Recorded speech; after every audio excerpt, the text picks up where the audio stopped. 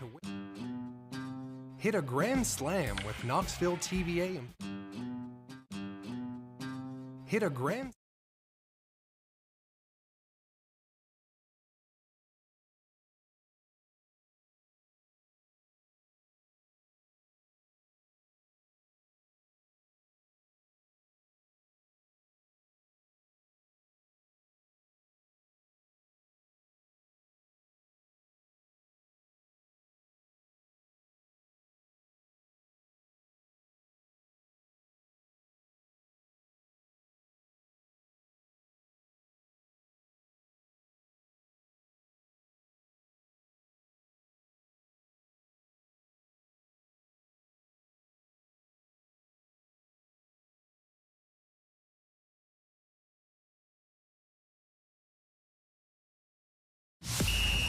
Welcome to the Goatee Sports Page. Coming to you live from the Blue Tick Tavern in Maryville at 105.1 FM. Streaming live on Facebook, YouTube, and Twitch.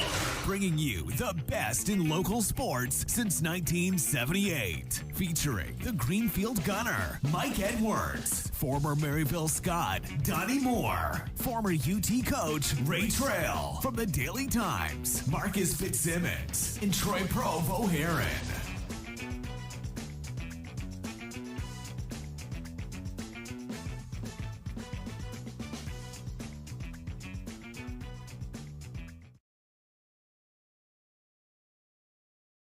Music. Hello, everybody, and greetings from the Blue Tick Tavern in downtown Maryville. I'm Mike Edwards, the Greenfield Gunner, along with Donnie Moore, Troy Provo Heron, Marcus Fitzsimmons, and Coach Ray Trail, and this is the Goatee Sports Page. The NFL Draft takes center stage, and we're going to the whistle blows. And now let's set today's lineup card, sponsored by Blunt Partnership. It's the University of Tennessee Sports Report, sponsored by the Cherokee Group and the Klein Dental Arts SEC Notebook, with volunteer football coaching legend Ray Trail, Daily Times sports editor Troy Provo Heron, and veteran sports writer Marcus Fitzsimmons. Carson Newman assistant football coach Tony Aruli will join the Goatees Sports Page crew. Donnie Moore will announce high school scores from around the area and then mark it down with Marcus Fitzsimmons, sponsored by Mandy B. Street Realty.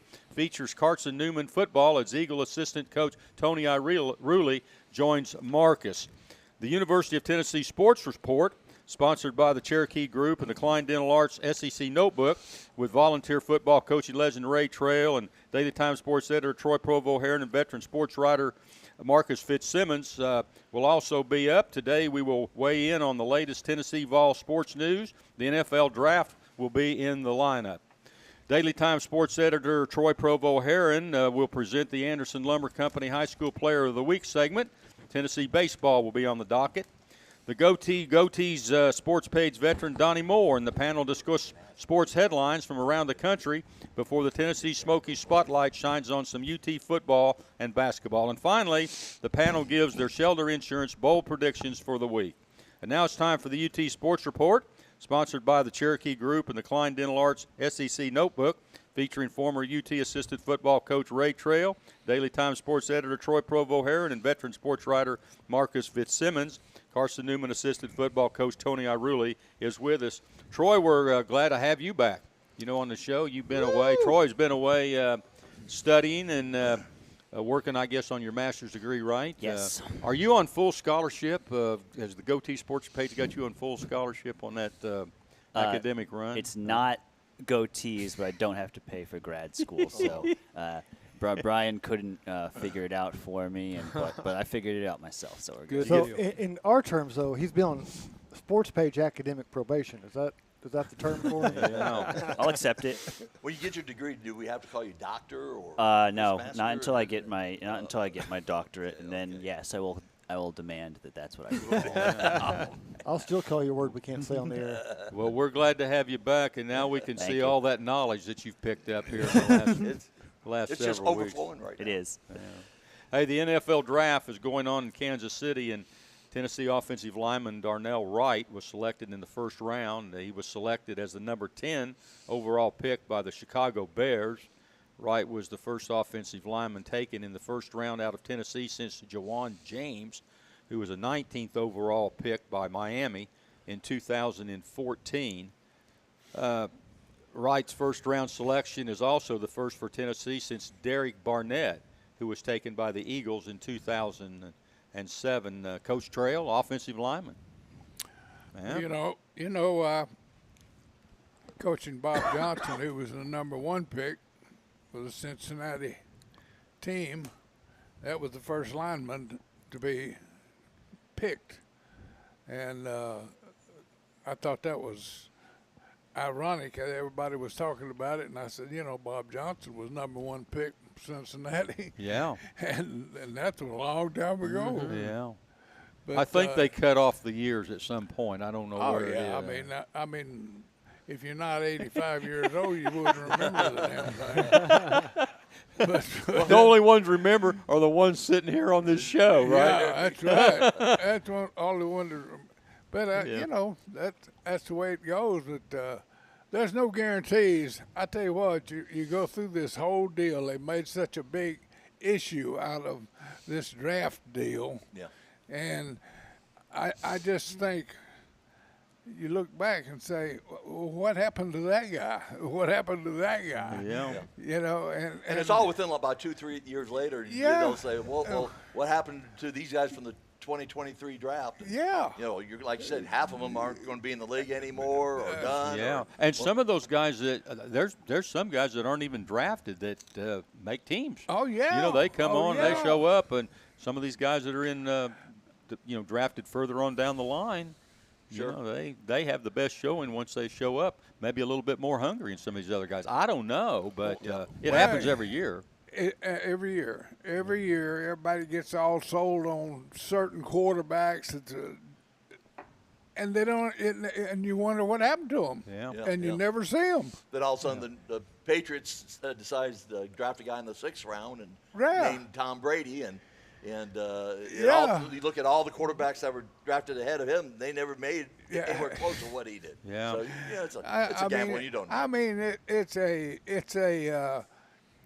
I think sometimes thanks to those pro teams, it's a matter of a publicity stunt. More of, is the guy going to help us? Yeah. I mean, everybody. I think it definitely is now because. It used to be the draft was the only people who really went there were families and guys who thought they might be drafted the first day. They had 300,000 people in that parking lot on Thursday night. That's crazy. Who paid to get, who were traveled to go there. It wasn't like it was all Kansas City fans. And they would announce somebody, and they'd all cheer, and they're going, now, who was he now? Where did he play? Where did he come from? Yeah. Hey, Troy, let's talk about Hendon Hooker a little bit. Yeah. A lot of the prognosticators, going in thought that, maybe he'd go in the first round. Mm-hmm. But after he didn't go in the first round, I got to checking around and saying, well, where's he going to go? And I'm telling you, a slew of people thought that he would go no lower than 6th in the 2nd round. Yeah. And he ended up in the 3rd round. He ended up the 68th pick. Got to be a disappointment, doesn't it? For him? I think it depends on how you look at it. I honestly think, obviously I think, Hendon is his last 2 years kind of speak for themselves in terms of what he can be as a quarterback. Extremely accurate, extremely poised, extremely mature, utilizes his legs without relying on his legs. And so, I think he's a very good quarterback, and I think he'll be a very good NFL quarterback. But ultimately, you're talking about a 25-year-old guy who, teams want to have some longevity. And when you're talking about a 5-year rookie deal on a first-round pick, that's a quarterback that takes you into your 30. And then the thing is, what is the long-term deal you're willing to sign? Let's say he goes and plays really well for 5 years. What's the long-term deal you're willing to sign a 30-year-old quarterback to? He got drafted by the Detroit Lions. Well, and that's why in the world? When was the last time that the Detroit Lions were looking for a long-term deal? They're trying to win a game. But you're not letting me finish. My thing is, I also think he's in a really good spot. Detroit, a team that's very obviously on the up. They had a pretty good year last year, and Jared Goff has 1 year left on his contract, so he can sit behind Jared Goff, and then if Plus, Detroit thinks that, hey, we're ready to move on to Hendon next year. You have a team with a lot of talent around you to be successful. Plus, he's just recovering from his knee injury. Yeah, I'm sure that had a lot to do with it. And they're going to be in camp here in another month or two. And so he's really physically not ready to go. So him going to a place where, the demand is him being the starting quarterback, go ahead and learn and develop and rehab that knee so that maybe a year or two down the road, like Troy was saying, then he's in position to become the starting quarterback. So I personally, I think it was a good pick. Coach Trail, let's talk about the Indianapolis Colts. I look at a lot of the things that in the Indianapolis paper, and there for a long time they were talking about Hendon Hooker, being their top guy because Peyton played up there, and Hooker's a Tennessee guy, had a great year, and there was just a lot of play for him up there. A lot of people saw the Alabama-Tennessee game. A lot of people on Facebook and so forth were, they were kind of favoring Hooker because of what he did last year as a player. Well, they take Anthony Richardson, which to me is a shock. I'm not a guy drafting somebody. I'm not a guy paying all the money, but I'd rather have Hendon Hooker on one leg than Anthony Richardson on two. Your thoughts on that? I agree with you 100%. and what go a step further, who won the game between the first round pick and Hooker? Right. I mean, that's what I can't figure out. Is everybody's all, huh? Well, he beat the top pick too. And listen, who has been the most consistent? Who was more consistent last year overall and led their team? Hendon Hooker, Anthony Richardson, one of the most inconsistent quarterbacks in the country. And the rap on him after he got drafted by Indianapolis was he's got to work out his inconsistency. So, Tony, I mean, he's a perfect fit for the Colts. I guess. When I heard him being named the pick, I didn't like it either. But again, the reason why I think the Colts didn't go for Hooker is because they probably feel like he's not going to be ready physically to go next year. And I think whoever they drafted, he's got an opportunity to go ahead and become the starter, and that's what they're looking for. I also think that there's just something about, what some teams look for. And say what you want about Anthony Richardson's last year at Florida. I think you look at his ability to run, it's very Lamar Jackson-like. You look at his arm strength, it's up there with the elite quarterbacks in the NFL. And I'm not saying he's going to be a Patrick Mahomes or an MVP candidate, but the potential is there for him to be a multiple Pro Bowl quarterback, whereas with Hendon Hooker, I think an extremely high floor. I think you know what you're getting from him when you put him under center, but maybe the potential's not as high. I think you're looking at Hendon Hooker as a guy who could maybe be the 12th to 15th best quarterback in the NFL. And I'm not saying that Anthony Richardson is a surefire lock to be a top 5 quarterback in the NFL, but he has the tools necessary to do so if he can figure it out. I think you're right on that. He's got the tools, but the NFL is a business, and I think that's what they have such a hard time to evaluate, is the guys who come in and treat it as a career. And it's the most all-encompassing lifestyle career there is to be a pro athlete at that level. But you've got to spend every day as a part of that process where you are diet, sleep, and not just during the season, year-round. You are in some part of your build-up or come off of conditioning program to be able to peak 16 weeks out, 17 weeks out of the year. Yeah. That takes a huge commitment, and not a lot of even we see how many get drafted and how many hang around. Not everybody can make that transition. And that's your gamble with Richardson. If he makes that transition, that potential could pay off. But seeing how he embraced the life at Florida, I wouldn't drafted him in the first round because he did not embrace learning that playbook. He didn't embrace. Richardson. He didn't embrace learning that offense and working with that team to succeed on the field of Florida. Tony, I'm going to go with this with you first, and then I'm sure Troy's going to want to jump in here because he's talking about Anthony Richardson, how that might be able to work out up there, and so forth and so on. Let's talk about Will Levis. Here's a guy that's a drop back passer, looks like a pro type guy. He's big, strong. He's what you're looking for. He and his family got all dressed up for the first round, and it never happened. That was a very deflated looking family, on television. Kind of felt sorry for him, and then he ended up going in the second round to right down the road, Tennessee Titans. I think it ended up to be good for him. The same situation kind of happened to a guy named Aaron Rodgers, 15 years ago, where he's expected to go in the first round, and he just sat there the whole day. And it's a tough situation for him seeing everyone else getting drafted and him being left out. But in the long run, I think him going to Tennessee with a quarterback situation where he's probably going to be another year or two away from possibly being the starting quarterback, I think is a good fit for him going to Tennessee. I couldn't disagree more.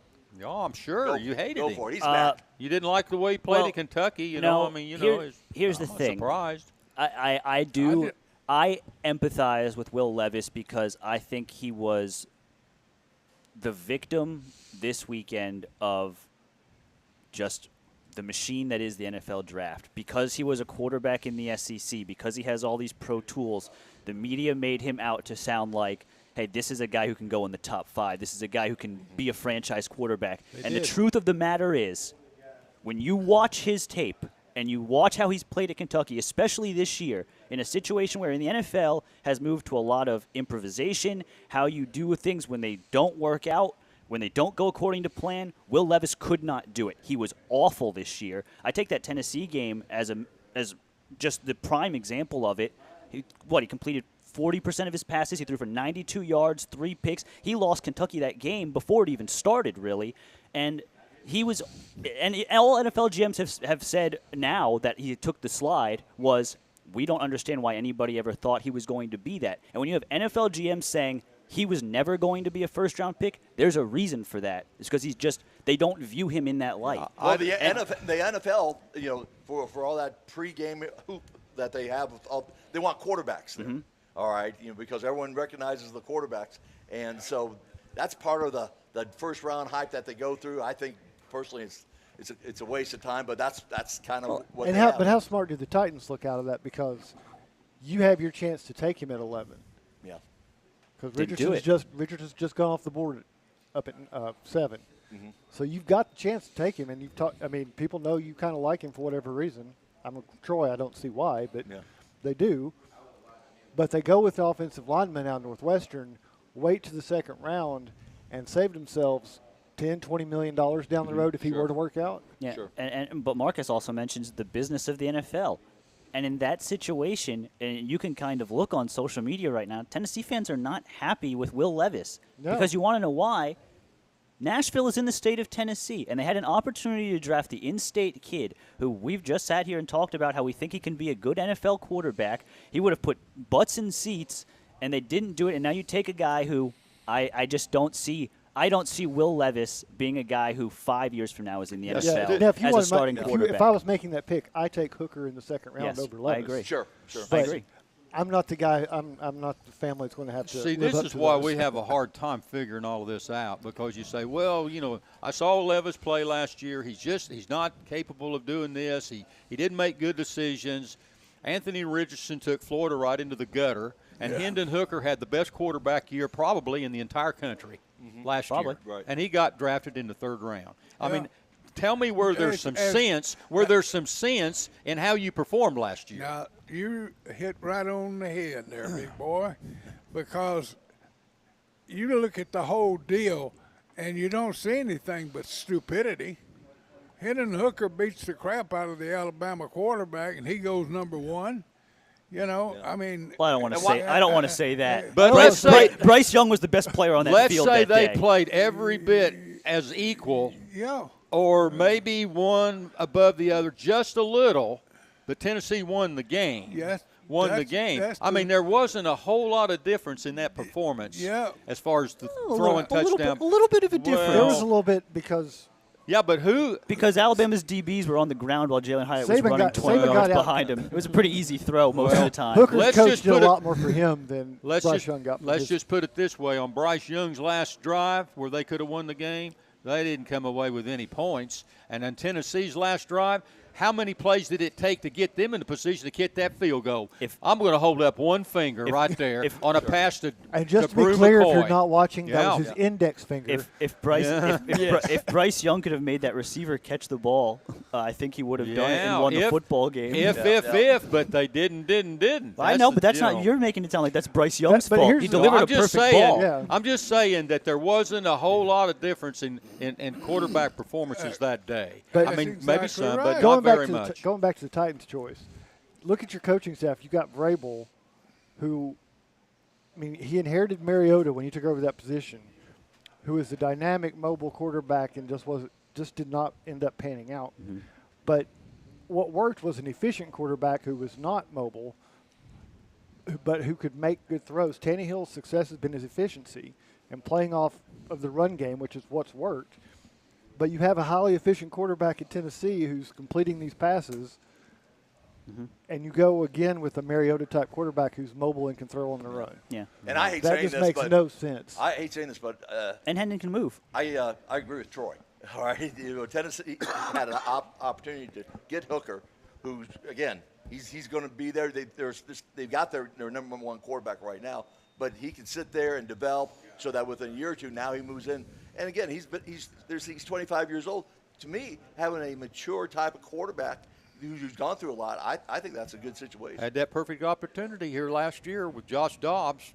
They didn't keep him. Nope. No, they did not. And so He's a Tennessee boy. He's as popular as anybody that's played here. And he almost beat my Cowboys on Thursday night, despite the fact that they surrounded him with literal trash cans. That's what he won. He went out on the field with 10 trash cans out there, and he still almost beat the Cowboys. Is Dobbs still at Tennessee? He's at the Browns. He went to the Browns. Yeah, I know that if you're watching the draft, maybe there's some players that you thought maybe should have gone in the first round that went in the second or the third. You always have those. Yeah. But Coach Trail, Michael Meyer, up at Notre Dame, the tight end. Here we go. I know. Listen, we got to get Notre Dame in here somehow. Isn't that the guy that's last? Well, he's it. Mayor up at Notre Dame, the tight end. He went in the second round, and I don't think I saw a better tight end in the country. I would agree with you, Mike. I'd agree with you. This is the nicest thing I'm ever going to say about a I'm Notre just Dame saying guy. that, and he's that took a lot, didn't it? Well, you didn't see very many Notre Dame players on there, but I thought this guy was really an outstanding tight end. Fantastic. Yeah. I was surprised with that. Well, I'll tell you what we're doing. We're trying to give these people that make these decisions A plus, when some of these people that are making these decisions are basically C plus. And, a lot of them that's making these decisions have never played the game of football. Yeah. I mean, I think that generally is that's the difference the guy between that's impressed with this is not impressed with that. Well, I'm sorry, but why would you recruit this guy when you're just going to run the ball? Yeah. You got to put more imagination into it than what they do. To me, you go out here and you start looking at players. I guarantee you, if I put 20 guys out here and we watch the film, that every one of us would pick somebody else other than the guy that was probably going to play. All right. Well, what you're alluding to is the reason why the Houston and they're no smarter than we are. Yeah. I mean, they're not geniuses. They'd say, "Well, I like that guy." Well, why do you like him? I mean, this guy over here has done this, and this guy over here has done this. I mean, why don't you like them? What you're alluding to is the reason why the Houston Texans pick in the top 10 every year, and why Kansas City picks in the 30s every year. If they wanted to know about Hendon Hooker or Jalen Hyatt or Cedric Tillman or Byron Young, they should have called us because we have critiqued those people, critiqued them all year long. Yeah. But at the same time, you got to give a little credit to University of Tennessee because they had 5 guys drafted in the first 3 rounds, which is the second most of any other team there. So that's good that Tennessee's. We haven't talked about the other guy, but Jalen Hyatt, who had the great year, five TDs against Alabama. I mean, that really kind of put him on the map right there. He went in the 3rd round to the Giants. Cedric Tillman. He went in the 3rd round also, and both of those guys were really projected in the 2nd round. And then you had Byron Young. He went in the 3rd round to the Rams. Are there any surprises there? Well, Hyatt went to the Giants. Yeah, Hyatt went to the Giants. Hyatt went to the Giants. You got 2 receivers for Tennessee there. Yeah. It's hard because who was number 1? The the receiver there? Jalen Hyatt. Yeah. He never caught a ball inside. Yeah. Everything was deep. Yeah. That's probably part of the problem. I don't know if he would. They don't want him to come across, but I think it would have helped him a whole lot to have gotten some inside catches instead of just outrunning the guy, because you're not going to do that much in the pros. And I think he's fast, but I don't think he's elite fast. Right. And I wonder about his toughness coming inside. Yeah. And that would be the only thing I would say. Oh, speed, yeah.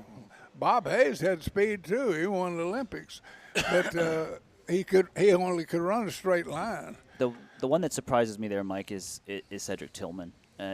Just size-wise, great combination of size and speed. Thought for sure he would maybe even go late in the first round, but I think missed so many games this year with that ankle injury, and that probably hurt him a bit. Yeah, that's what I was going to say. Missing those games really hurt him. Yeah. Yeah, well, you had Hyatt was projected in the second round, number 20. That's what they had him projected, and Tillman number 28 in the second round, and Byron Young 45 projected in the second round. So, most of those guys ended up. Hooker was 68th, and Tillman was 73, and. Yeah, but I get Young tickled at these They guys. were all pretty close together, 74, they all came right there 74 together. and 77. Yeah, they all averages, came right together. I mean, you've got the experts who are doing these mock drafts sometimes before the season's even over. And, GMs are not stupid. This is their job. This is their livelihood. They don't advertise and give away their strategy. They're not talking and telling. These guys are working on, he asked me this question second hand and reading a lot of tea leaves to come up with, they're looking for such and such, so they'd probably take so-and-so. That's why none of these ever work out, because, I mean, if the mock draft was anywhere close to what it was going to be, we wouldn't bother with going through the draft night. Right. Yeah. Another Goes point back to was Will Levis. Yeah, another point. I didn't realize it, but Alabama's quarterback getting drafted as the number 1 pick. That's the first time that Alabama has had a number 1 pick in the NFL. And they were a little bit concerned about his size, height-wise yeah. and so forth. I don't worry about none of that. Yeah. But, he'll be playing quite a bit next year. Before we get out of here, we got to get out. But for our listeners, the guaranteed money, first round obviously is guaranteed money. But where does anyone here know where the guaranteed money stops? I mean, does it stop after the first round? I'm talking about the guaranteed money. It depends on how you negotiate your contract after the first round. I think the first round is the only round that has quote unquote slots to it. When we talk about first round picks, the offensive lineman, he's in. Yeah. But then after that, it gets a little bit negotiable. Is that what you're saying? Yeah, you negotiate it in whoever your agent is, and that's something that can work out with you. And the lower down you are, the less chance you're going to have it, because we picked you 322nd for a reason. We're still waiting to see who's going to be, the last guy taken this year, and if he's going to get the same opportunity. But Brock Purdy. Yeah. I thought it was interesting that in the first round picks, the two leading conferences last year seemed to be the SEC and the Big Ten. SEC had 9, and the Big Ten had 8. In first-round choices, so I thought that was pretty interesting. And Alabama, of course, had 2 of the top 3 choices, and the first 2 choices were quarterbacks. Yeah. They were quarterbacks. And the number 4 choice was quarterback, too. Yeah. So. Hey, it's time to turn the page, and next up is the local scoreboard with Blount County Sports Hall of Famer Donnie Moore and Mark It Down featuring Marcus Fitzsimmons. You're listening to the Goatee Sports page, and now stay tuned for the best in local sports. Hit a grand slam with Knoxville TVA Employees Credit Union to win big on savings. On first, member managed funds account. On second, free spend account. On third, certificate accounts with competitive savings rates. Load your bases at tvacreditunion.com. Join us now. Federally insured by NCUA. Must use e-statements for no fee option. Some restrictions may apply. Ask for details. Since 1925, Anderson Lumber in Alcoa has proudly served and supported our local communities. But did you know Anderson Lumber is so much more than a lumber store? You can stop in anytime and see our incredible kitchen showroom. From floors to cabinets and everything in between, Anderson Lumber's experts can help you design your dream kitchen. And then our install team will make it a reality. For anything home, we welcome you to visit Anderson Lumber in Alcoa or shop over 67,000 items online at AndersonLumberCompany.com. Anderson Lumber, since 1925. Aubrey's is known for real comfort, real food, real good. But remember, Aubrey's is also really into Blount County. Aubrey's Maryville has been a strong supporter of local schools and sports programs for more than 15 years. From baseball to football, dance teams, and marching bands, Aubrey's has helped schools and youth programs generate thousands of dollars.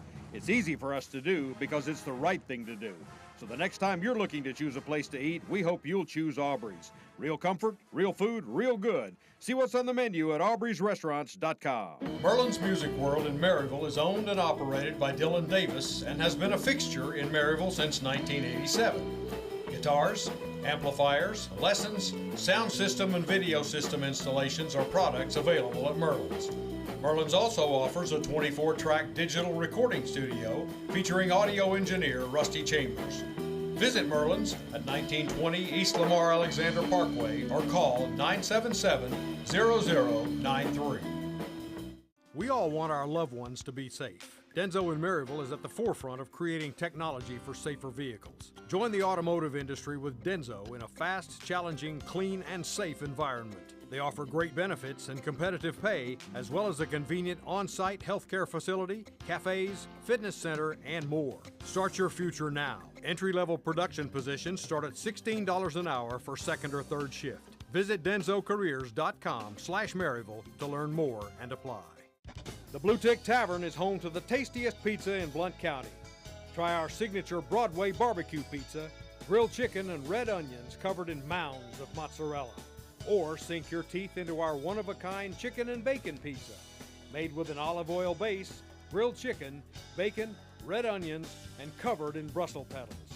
The Blue Tick Tavern also has salads, sandwiches, and the area's largest beer selection. Regularly recognized as the best pizza in Blount County, it's the Blue Tick Tavern, located at 128 West Broadway in downtown Maryville.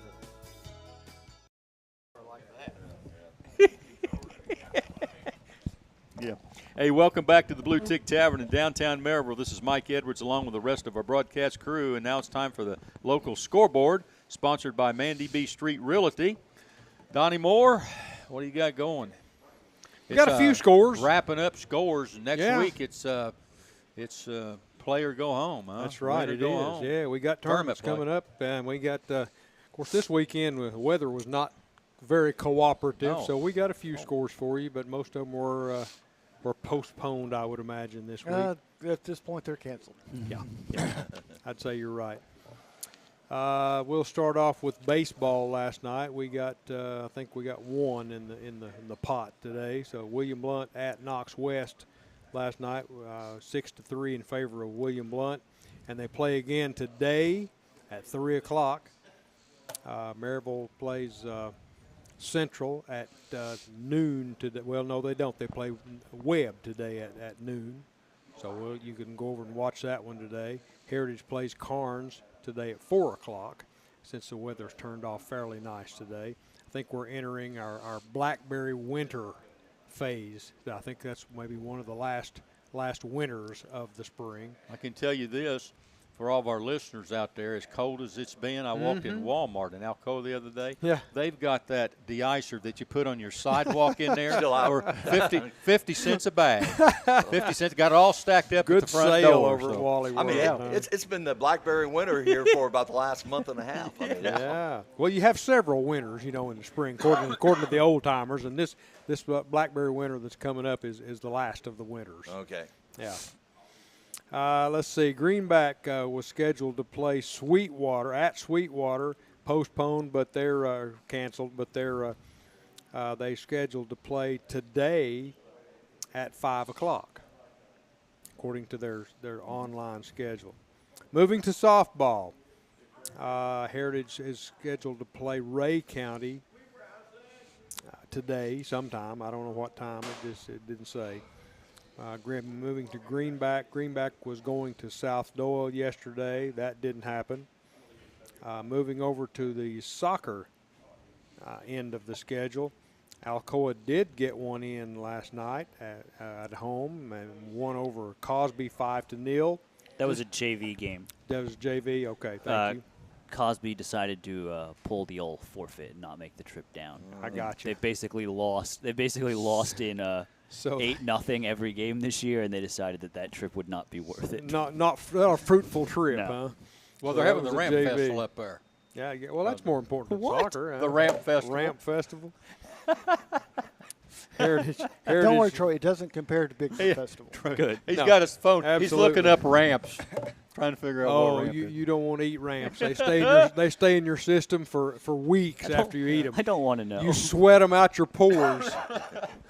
I don't want to know. The smell stays with you. Heritage entertained Halls last night, and Halls won that one 7-0. Maryville hosted Oak Ridge and were defeated by the Wildcats 2-1. Those were the soccer scores. Well, I got one more for you. William Blount hosted Clinton, and the Govs got a victory last night, 8-1. That's the William Blount soccer team. Yes. Hey, I'm telling you right now, we were talking about this before the show. They've had a heck of a year. They have. I think last week they went to Farragut or vice versa, whatever. I think, and Farragut Farragut normally at a home. power. Oh, yeah. And it 1-0. I think Farragut won. I think they won it 1-0. But by golly, they've turned things around. Yeah. And we had them on, I think, a week or so ago. And When you can that's play a real Farragut story. to a 1-0 game, Yes, sir. You're saying yes, something. sir. Yeah, that's a great turnaround there. Sure at is. William And how Blount. did Troy? Do you know how the district ended up? Did Lenore City win the district, or did Farragut come back to win the district? In soccer? Yeah. It definitely wasn't Farragut. So we're probably looking at Lenore City as the 1 seed or 2 think seed. so. LC I is the think 1 so. seed. Yeah, that's saying something too. Yeah. Good job by the Panthers.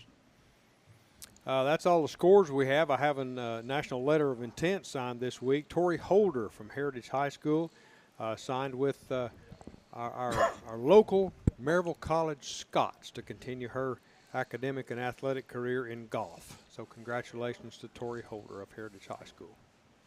Well, Mike, do you want to do the plug for prep headlines with some prep information we've got coming up at the? On the Goatee Sports Page Awards program. Well, we're short Good on time scores. for it. We can talk a little bit about the award show that's coming up. Yeah, May 17th at the Clayton Center. We announced it, officially last week, and we're going to keep on announcing it until it gets here. But the Goatees Sports Page Awards program will be held May 17th at the Clayton Center, and it's going to be the Academy Awards, so to speak, for Blount County sports and what programs we have in high school sports here in Blount County. I like to think of it as the high school sports capital of Tennessee, really, the teams that we have here and what they've done. Goatees and Brian Johnson's in charge of the event. And tickets, I think, have gone on sale. Donnie, you can get those through the Clayton Center link and the Clayton Center box office. And the tickets are $10. And the schools are submitting their choices for the top athletes and so forth. It's going to be a red carpet event. You can find that link on the sports page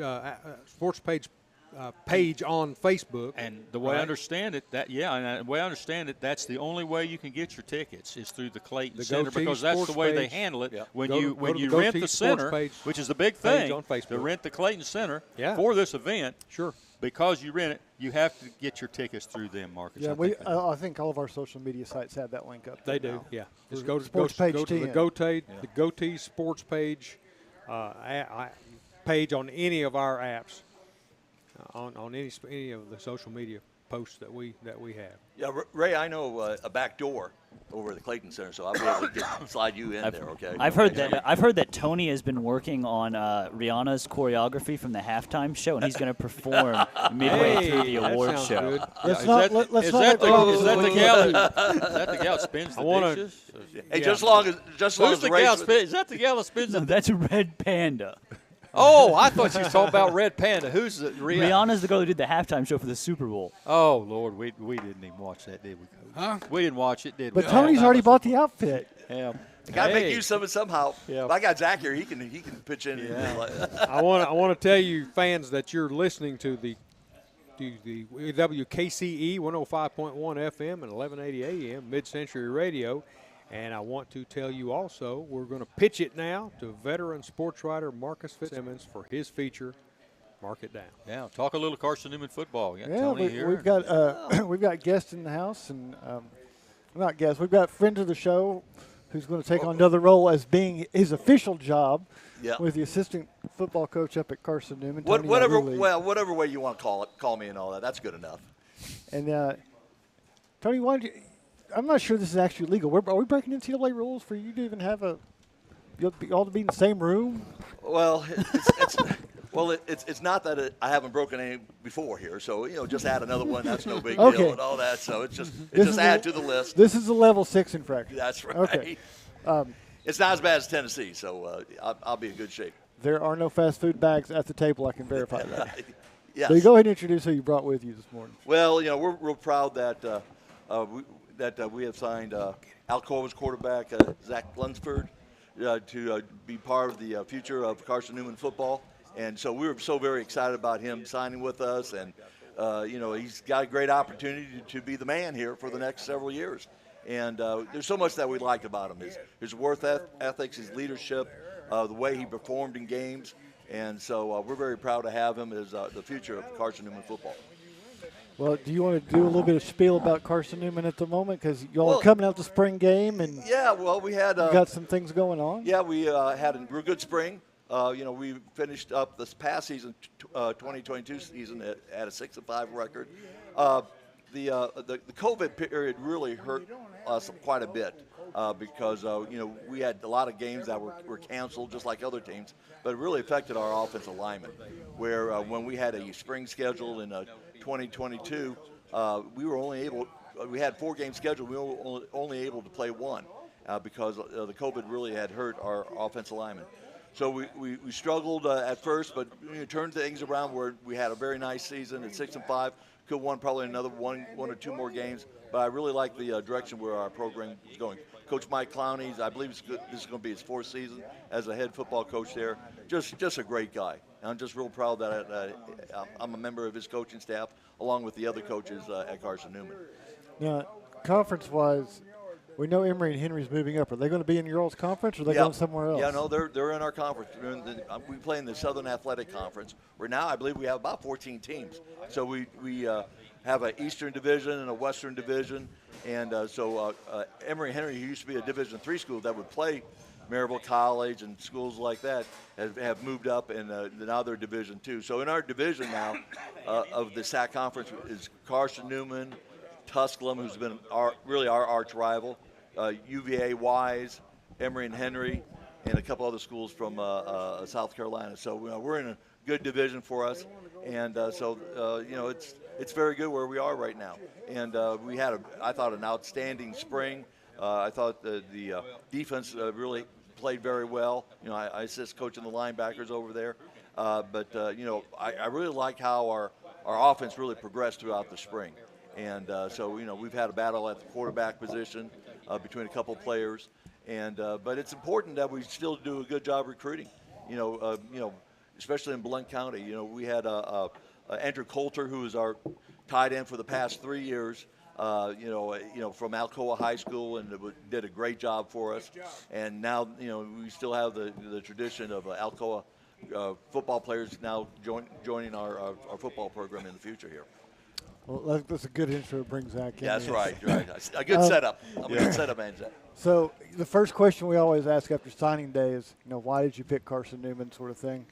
But what did lead you to Carson Newman? When I first went on my visit, all the guys just welcomed me with open arms. It really felt like home, which I didn't feel that anywhere else. Like, normally coaches just tell you what you want to hear, but I didn't feel that at Carson Newman at all. Like, it just felt like family.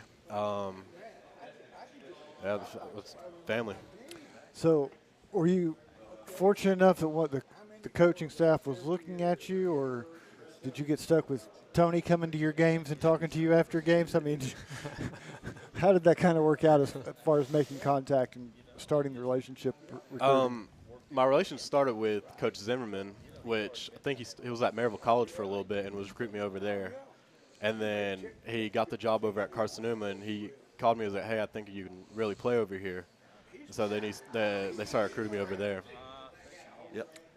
And we, the last 3-4 years, our quarterback position has been kind of a one and done at the quarterback position. We haven't had the consistency of a quarterback being the guy for 2-3 years.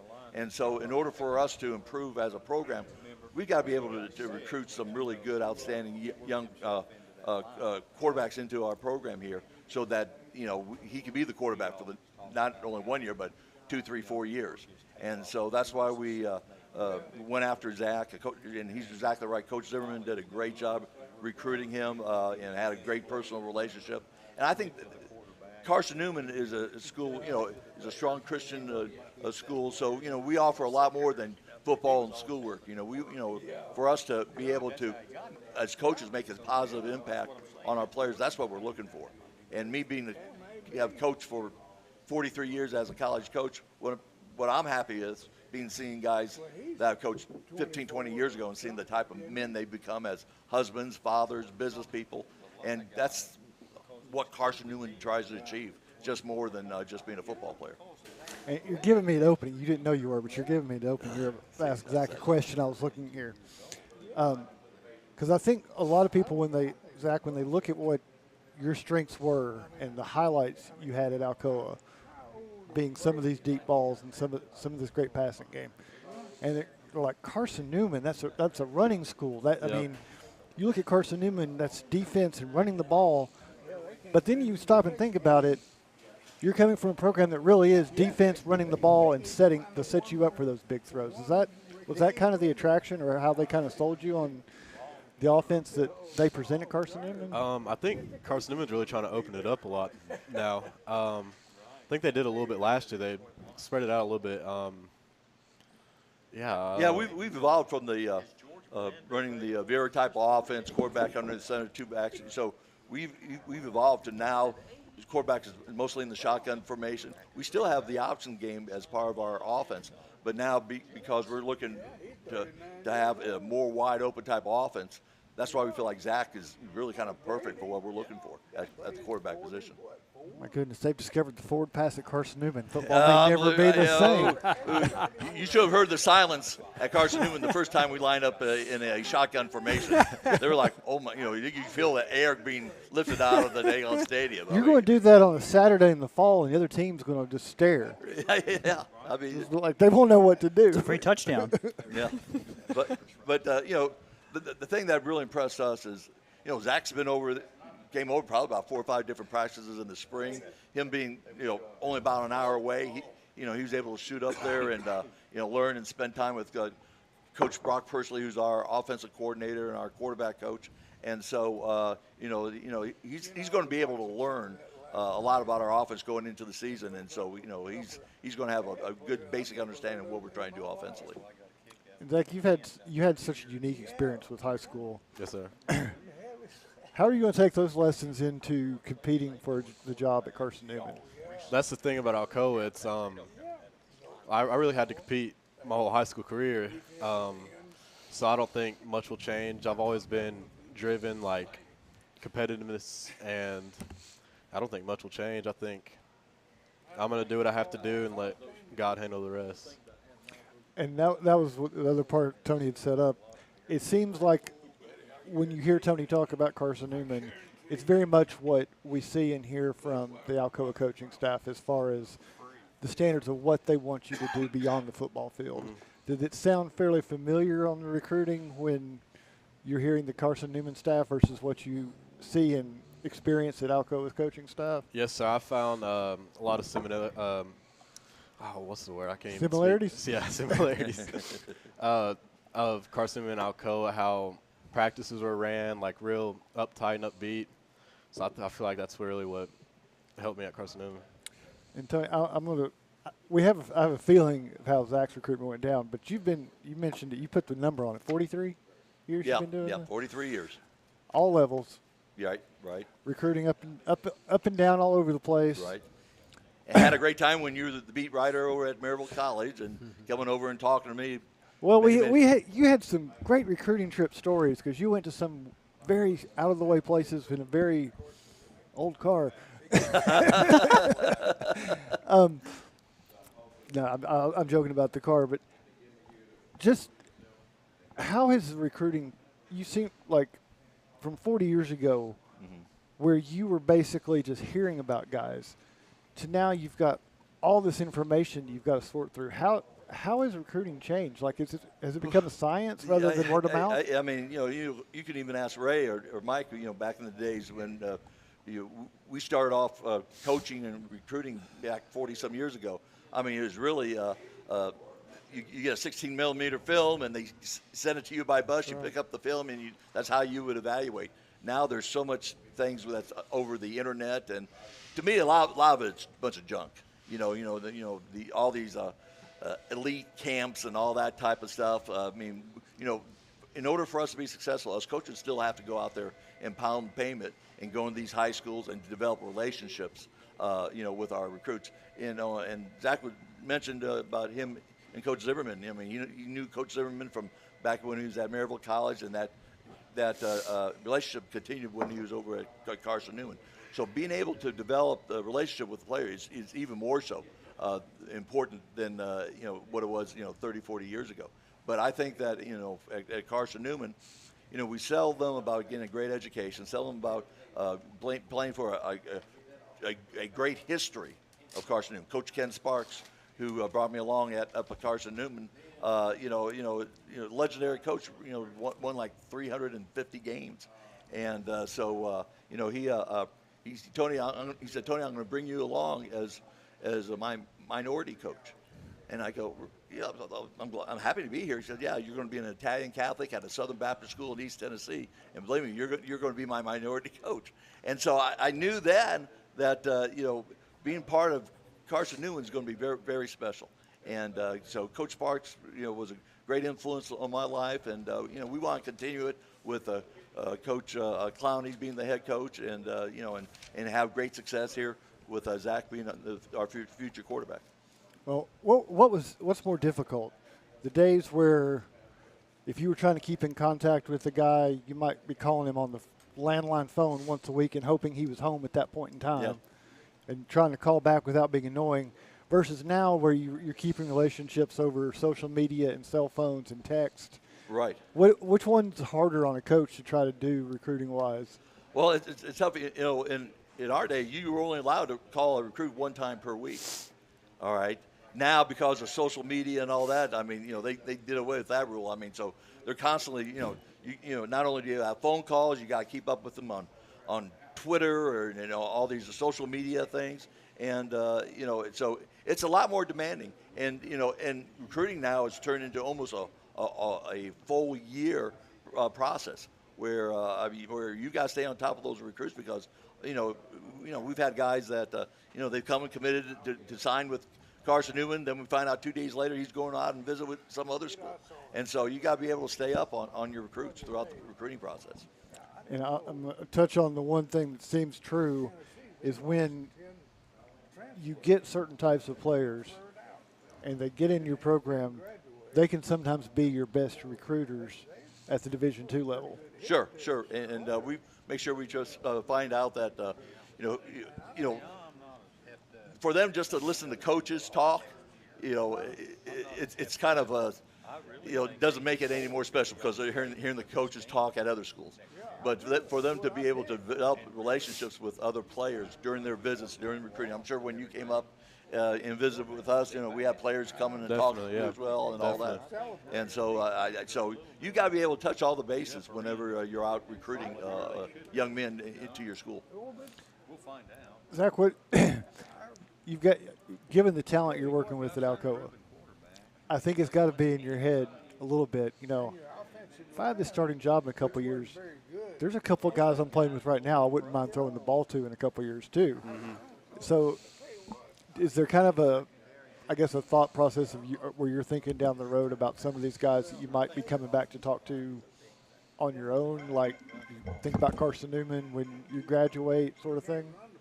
Can you repeat the question? I'm like, not sure I understand it. Some of the guys that are sophomores now that you were throwing to, oh, they're going to be graduating 2 years down the road. Are you kind of looking and saying, man, I want to make sure I'm going to come back and talk to him? And yes, sir. Yeah, definitely. Like Kobe Barrett, Eli Owens, a lot of those guys.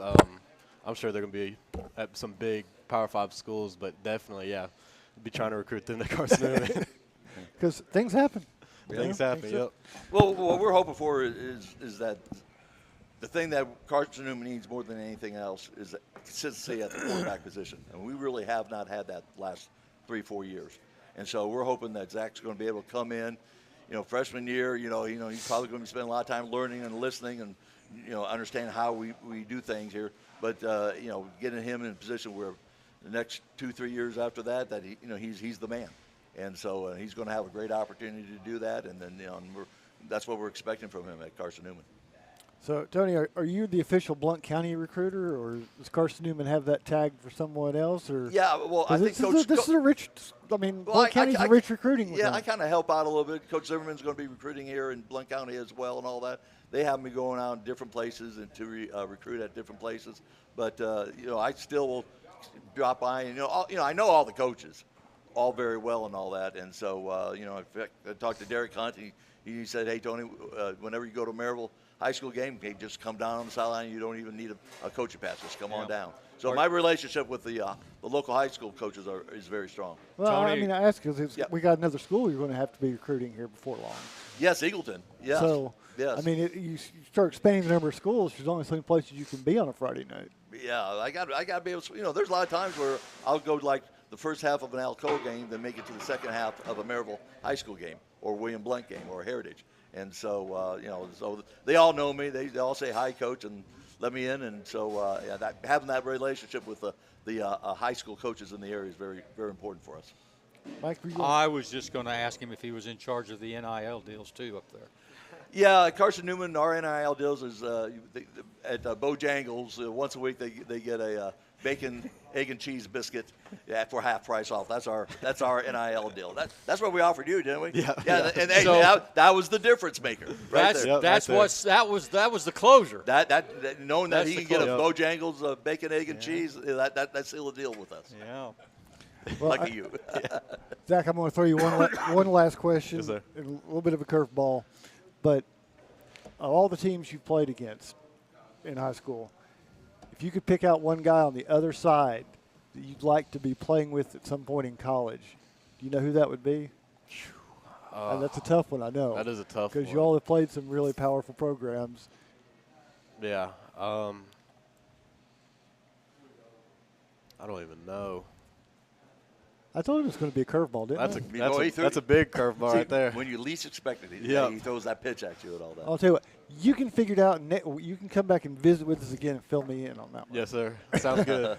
And we appreciate you coming in, especially because you don't look like you're too sick with senioritis, but I know it's flaring up this time of year. Yes, sir, it is. Well, all I know is we're very proud to have Zach as part of our future at Carson Newman, and again, we'll continue to try to work very hard recruiting players from Alcoa and the other Blount County schools to be part of our future at Carson Newman. Very well. Well, like I said, Zach, we appreciate you coming in. Tony, we appreciate you taking a break because the grandpa duties on the sidelines are pretty rough on Saturdays in the spring. Well, we got soccer games before coming here. Then I got baseball game. My granddaughter Lily scored 2 goals in her game. So it's every Saturdays are not off days with us. Donnie didn't have that on the scoreboard this morning. We must have missed that one. Yeah, we'll work on that. Well, like I said, best of luck to both of you. Appreciate it. Mike, we'll go ahead and turn the page. Okay, Marsh, we'll take a timeout here. And when we return, it'll be the Troy Provo Heron presenting the Anderson Lumber Company Player of the Week segment. You're listening to the Goatee Sports Page, Blount County Sports Voice. And now stay tuned for the best in local sports. We'll have you back here a little bit later on. The Roger L. Newman Company began in 1984 with a vision of providing Blount County with excellent heating and cooling service. Mr. Newman also wanted a real business. No gimmicks and no high-pressure sales. They just fix it or replace it. They want to stay within your budget and make you comfortable. Their motto still stands true today. Call us first, we'll be there. Call Roger L. Newman Company at 982-5446 or visit online at rogerlnewman.com. Cooler temperatures are approaching. Upgrade your furnace now for as little as $50 a month. Your newspaper? That's right. The Daily Times is your newspaper, tailored to where you live, emphasizing the things that affect you and keeping track of the people and players in our community. The award-winning Daily Times can be delivered each morning right to your door or inbox with the latest in local news and sports. For a 30-day free trial offer, call 981-1100 and begin enjoying your life, your times, every day with the Daily Times. Dunkin' has what you need to conquer the day. So if you want to go from, I don't got this, to, I got this, well, then get this. A bold, smooth espresso drink from Dunkin'. Like a layered velvety caramel macchiato, a rich chocolatey mocha latte, or a creamy non-dairy oat milk latte. Because this day isn't going to conquer itself. No, you're going to do that. Take a sip of You Got This with Dunkin' Espresso drinks. Order ahead on the app plus earn rewards. America runs on Dunkin'. Price and participation may vary. For over 50 years and 3 generations, the people of Blount County have trusted Stevenson Tire with their vehicles and their families. Our mission has always been simple: to provide quality products at reasonable prices with exceptional customer service. Featuring tire products from Michelin, BF Goodrich, Uniroyal, Bridgestone, Firestone, and Yokohama, Stevenson Tire also offers alignment and brake services at affordable prices. Stevenson Tire Company, 2411 East Broadway Avenue in Maryville.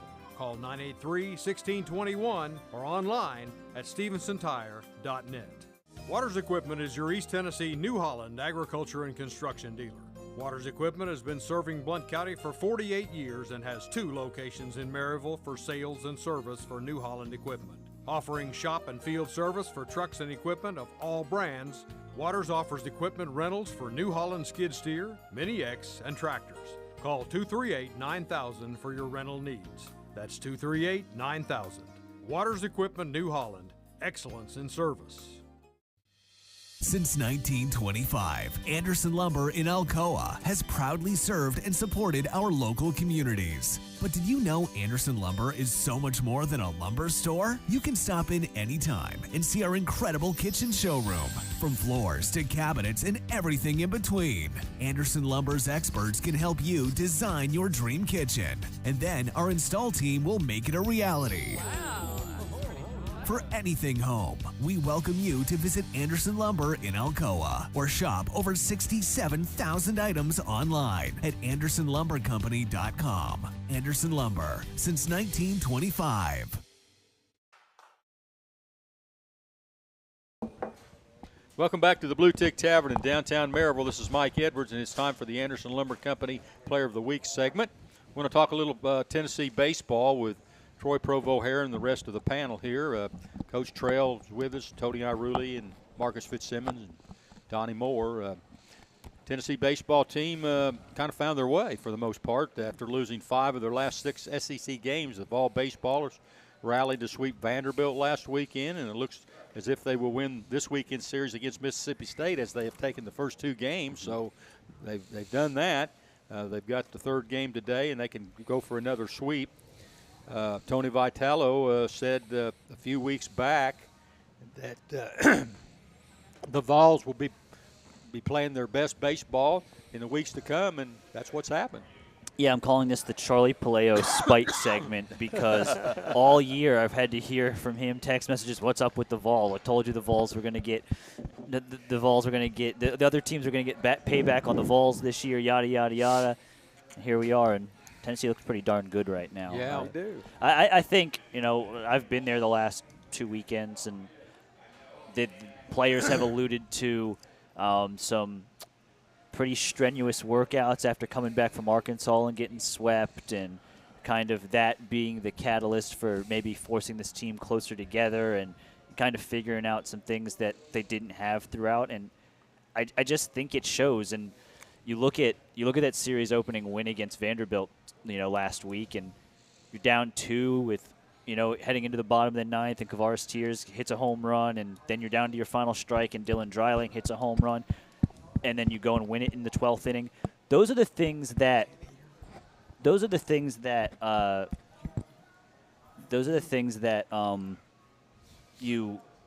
they didn't have before. And even Griffin Merritt mentioned this yesterday. I think he said something along the lines of, "We had fight, but we didn't have the energy and believed in that fight." And I think whether it be those workouts, whether it be Dreiling's home run with 2 outs at Vanderbilt, this team looks completely different than they did throughout most of the season. If you go back to last year, Mississippi, won the national championship, and they struggled. Yes. At times through last the year. team in the tournament. If Tennessee turns it around right here, finishes strong, does well in the SEC tournament, moves on, makes a strong one, you've got to think that bottom of the 9th inning against Vanderbilt had a lot to do with that. Yeah. There's no doubt about it that couple swings of the bat.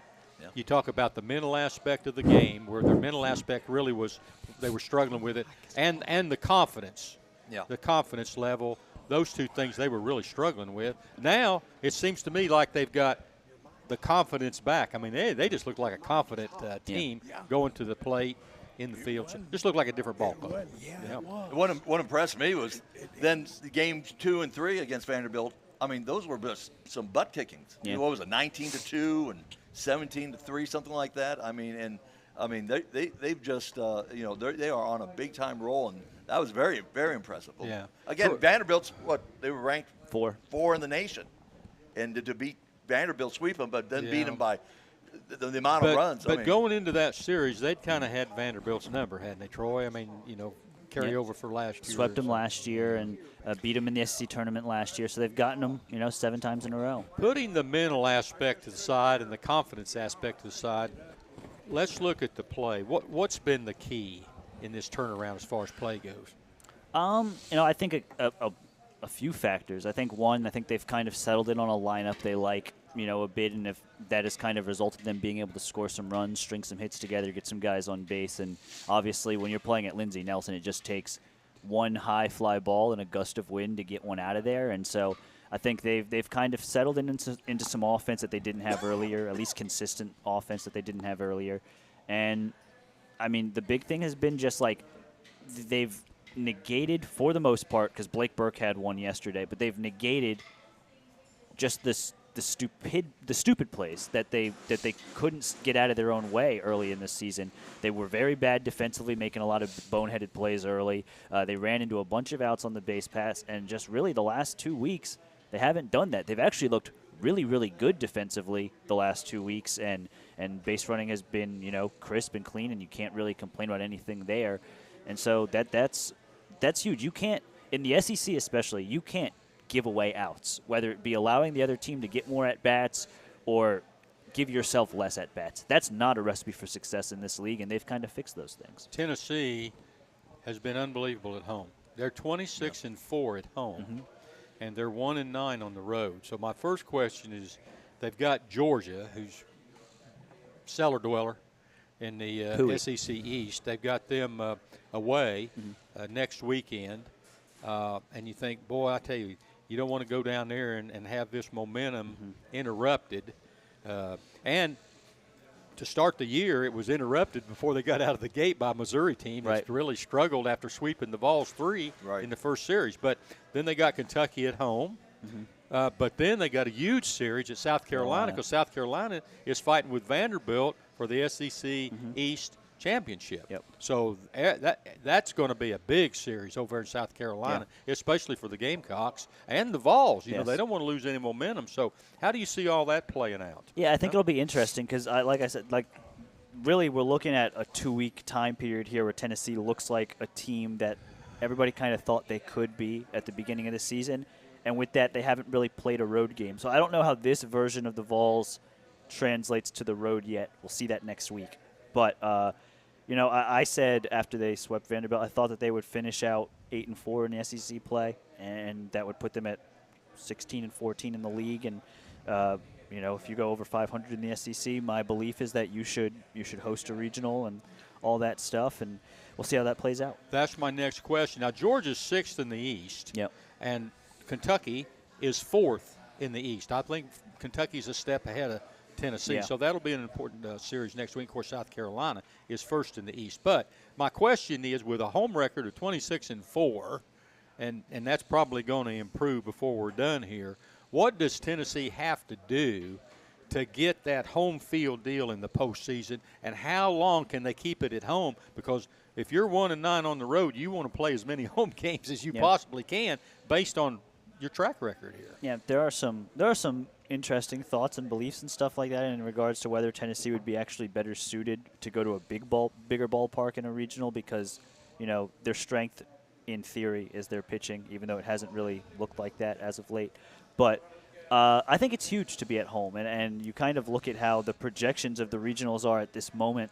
I think it's a very realistic possibility that if they do go 8-4, finish above 500 in the SEC, and then avoid losing in the first round of the SEC tournament, which is that single elimination aspect, I think they'll host. And mostly because I look at the teams at the bottom of that regional projection. No offense, Mike, but like Indiana State are currently projected to host a regional.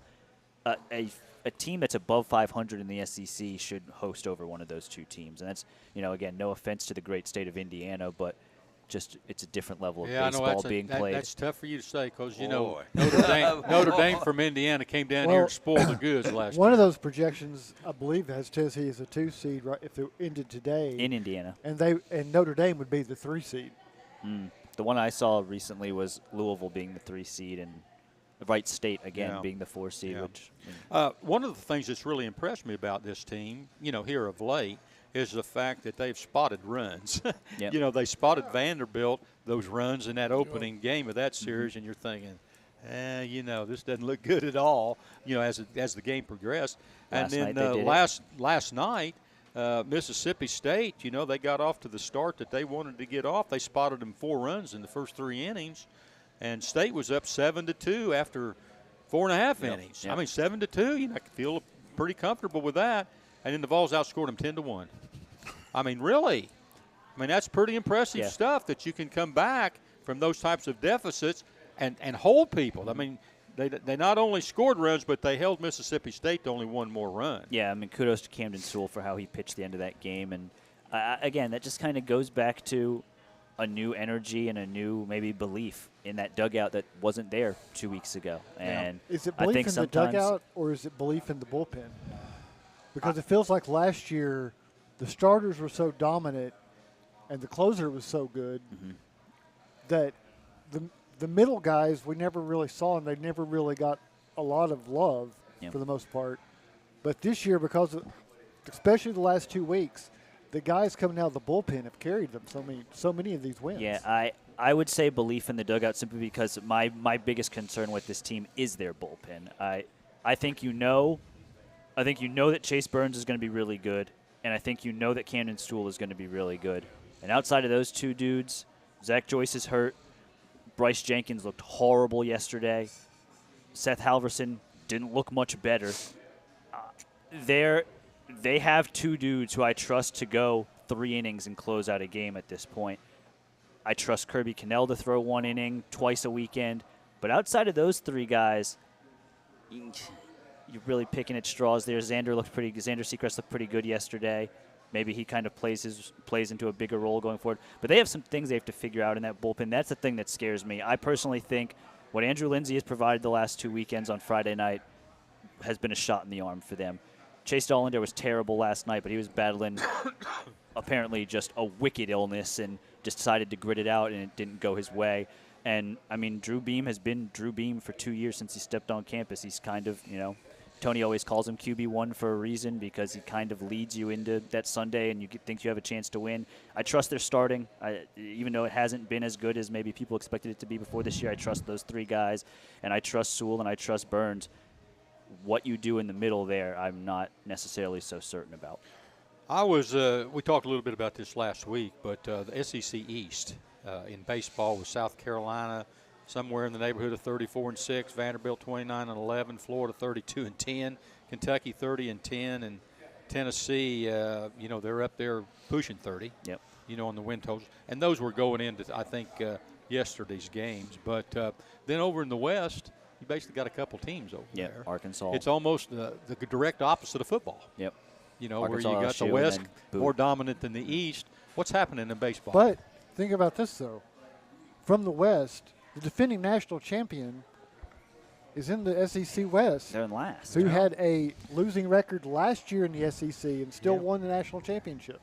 They ain't going to get in this year. Yeah. But what's going on there, Tony? I think, LSU is really good, and Arkansas is really good, and Alabama, Mississippi State, Ole Miss, and whatever the other team I'm forgetting, they're just not good. Auburn. Yeah. They're just not good, and I think that just happens, sometimes. They got nice ballparks. They do have nice ballparks, that's for sure. Yeah. But I think, I still find it, I don't know if LSU ended up sweeping last week, but I found it funny going into last week and that LSU hadn't found a way to sweep anybody as talented as that team is. I think Arkansas is really good.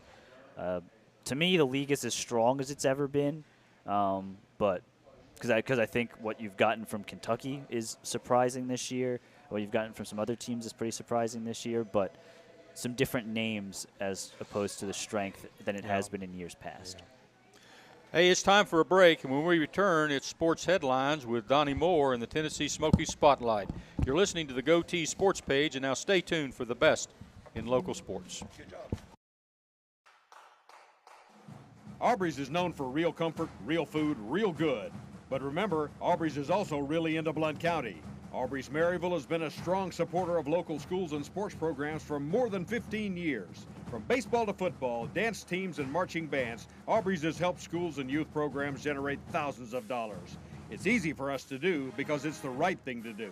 So the next time you're looking to choose a place to eat, we hope you'll choose Aubrey's. Real comfort, real food, real good. See what's on the menu at aubreysrestaurants.com. We all want our loved ones to be safe. Denso in Maryville is at the forefront of creating technology for safer vehicles. Join the automotive industry with Denso in a fast, challenging, clean, and safe environment. They offer great benefits and competitive pay, as well as a convenient on-site healthcare facility, cafes, fitness center, and more. Start your future now. Entry-level production positions start at $16 an hour for second or third shift. Visit densocareers.com/Maryville to learn more and apply. Merlin's Music World in Maryville is owned and operated by Dylan Davis and has been a fixture in Maryville since 1987. Guitars, amplifiers, lessons, sound system, and video system installations are products available at Merlin's. Merlin's also offers a 24-track digital recording studio featuring audio engineer Rusty Chambers. Visit Merlin's at 1920 East Lamar Alexander Parkway or call 977-0093. Hit a grand slam with Knoxville TVA Employees Credit Union to win big on savings. On first, member managed funds account. On second, free spend account. On third, certificate accounts with competitive savings rates. Load your bases at tvacreditunion.com. Join us now. Federally insured by NCUA. Must use e-statements for no fee option. Some restrictions may apply. Ask for details. The Blue Tick Tavern is home to the tastiest pizza in Blount County. Try our signature Broadway barbecue pizza, grilled chicken and red onions covered in mounds of mozzarella. Or sink your teeth into our one-of-a-kind chicken and bacon pizza, made with an olive oil base, grilled chicken, bacon, red onions, and covered in Brussels petals. The Blue Tick Tavern also has salads, sandwiches, and the area's largest beer selection. Regularly recognized as the best pizza in Blount County, it's the Blue Tick Tavern, located at 128 West Broadway in downtown Maryville. Waters Equipment is your East Tennessee New Holland agriculture and construction dealer. Waters Equipment has been serving Blount County for 48 years and has 2 locations in Maryville for sales and service for New Holland equipment. Offering shop and field service for trucks and equipment of all brands, Waters offers equipment rentals for New Holland skid steer, Mini X, and tractors. Call 238-9000 for your rental needs. That's 238-9000. Waters Equipment New Holland. Excellence in service. For over 50 You need calories to survive. Welcome back to the Blue Tick Tavern in downtown Maryville. This is Mike Edwards, and it's time for the sports headlines with Blount County Sports Hall of Famer Donnie Moore. And Donnie, we've beaten the NFL draft to death, but You got a lot of other stuff to cover, don't you? We have, Mike, and we have gone over it pretty thoroughly, but I just want to add one more little thing to the NFL draft. We talked about Hooker and Hyatt and Tillman and Young, and we mentioned Darnell Wright. I just want to add one more little thing to Darnell Wright. Offensive tackle Darnell Wright. He's 6'5". He weighs 333 pounds, and he went, like I said, he went to the Bears, and he'll be expected to fortify the protection of quarterback Justin Fields for an offense that ranked 28th in 2022. So he's got a lot of work to do. Sure has. He's liable to come off the field after every game thinking, did we get anything done today offensively or not, Coach Trail? Wow. I tell you what, I don't think one guy is going to protect the deal. Good there. Lord. When was the last time the Bears had an offense? Was Jig McMahon the quarterback? Huh? Yeah, George Maybe Blanda. so. Yeah, he went 10th. He was his 10th pick. So yeah. So he went in the They top showed 10. some offensive life late last season, but it was basically just snap the ball to Justin Fields and let him run toward the end zone. Yeah. He'll have a lot of work to do.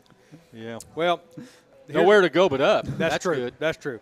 A EuroLeague basketball game turned into a massive on-court brawl Thursday with punches thrown and one former NBA player body slamming another to the court. Former Tennessee player was there, too. And that's right. The incident happened in the game between Real Madrid and Partizan Belgrade after a hard foul by Real Madrid guard Sergio Llull on Kevin Punter. Former Tennessee There you player. go. Both benches cleared, and in the fracas, Gershon Yabusele wrapped his arms around former Utah Jazz and Cleveland Cavaliers guard Dante Exum and threw him to the floor. Officials called off the game with 1 minute and 40 seconds remaining because with the ejections that followed the brawl, neither team had enough players to finish the game. Wow. You know that foreign basketball can get rough. Welcome to European basketball. Yeah, when I played down in Mexico, and we went to Chihuahua, Mexico, to play a game, and we walked into the field house there, and here was the floor, and all the fans were behind a cage. There was a cage all the way around where the fans sat. It was a cage match.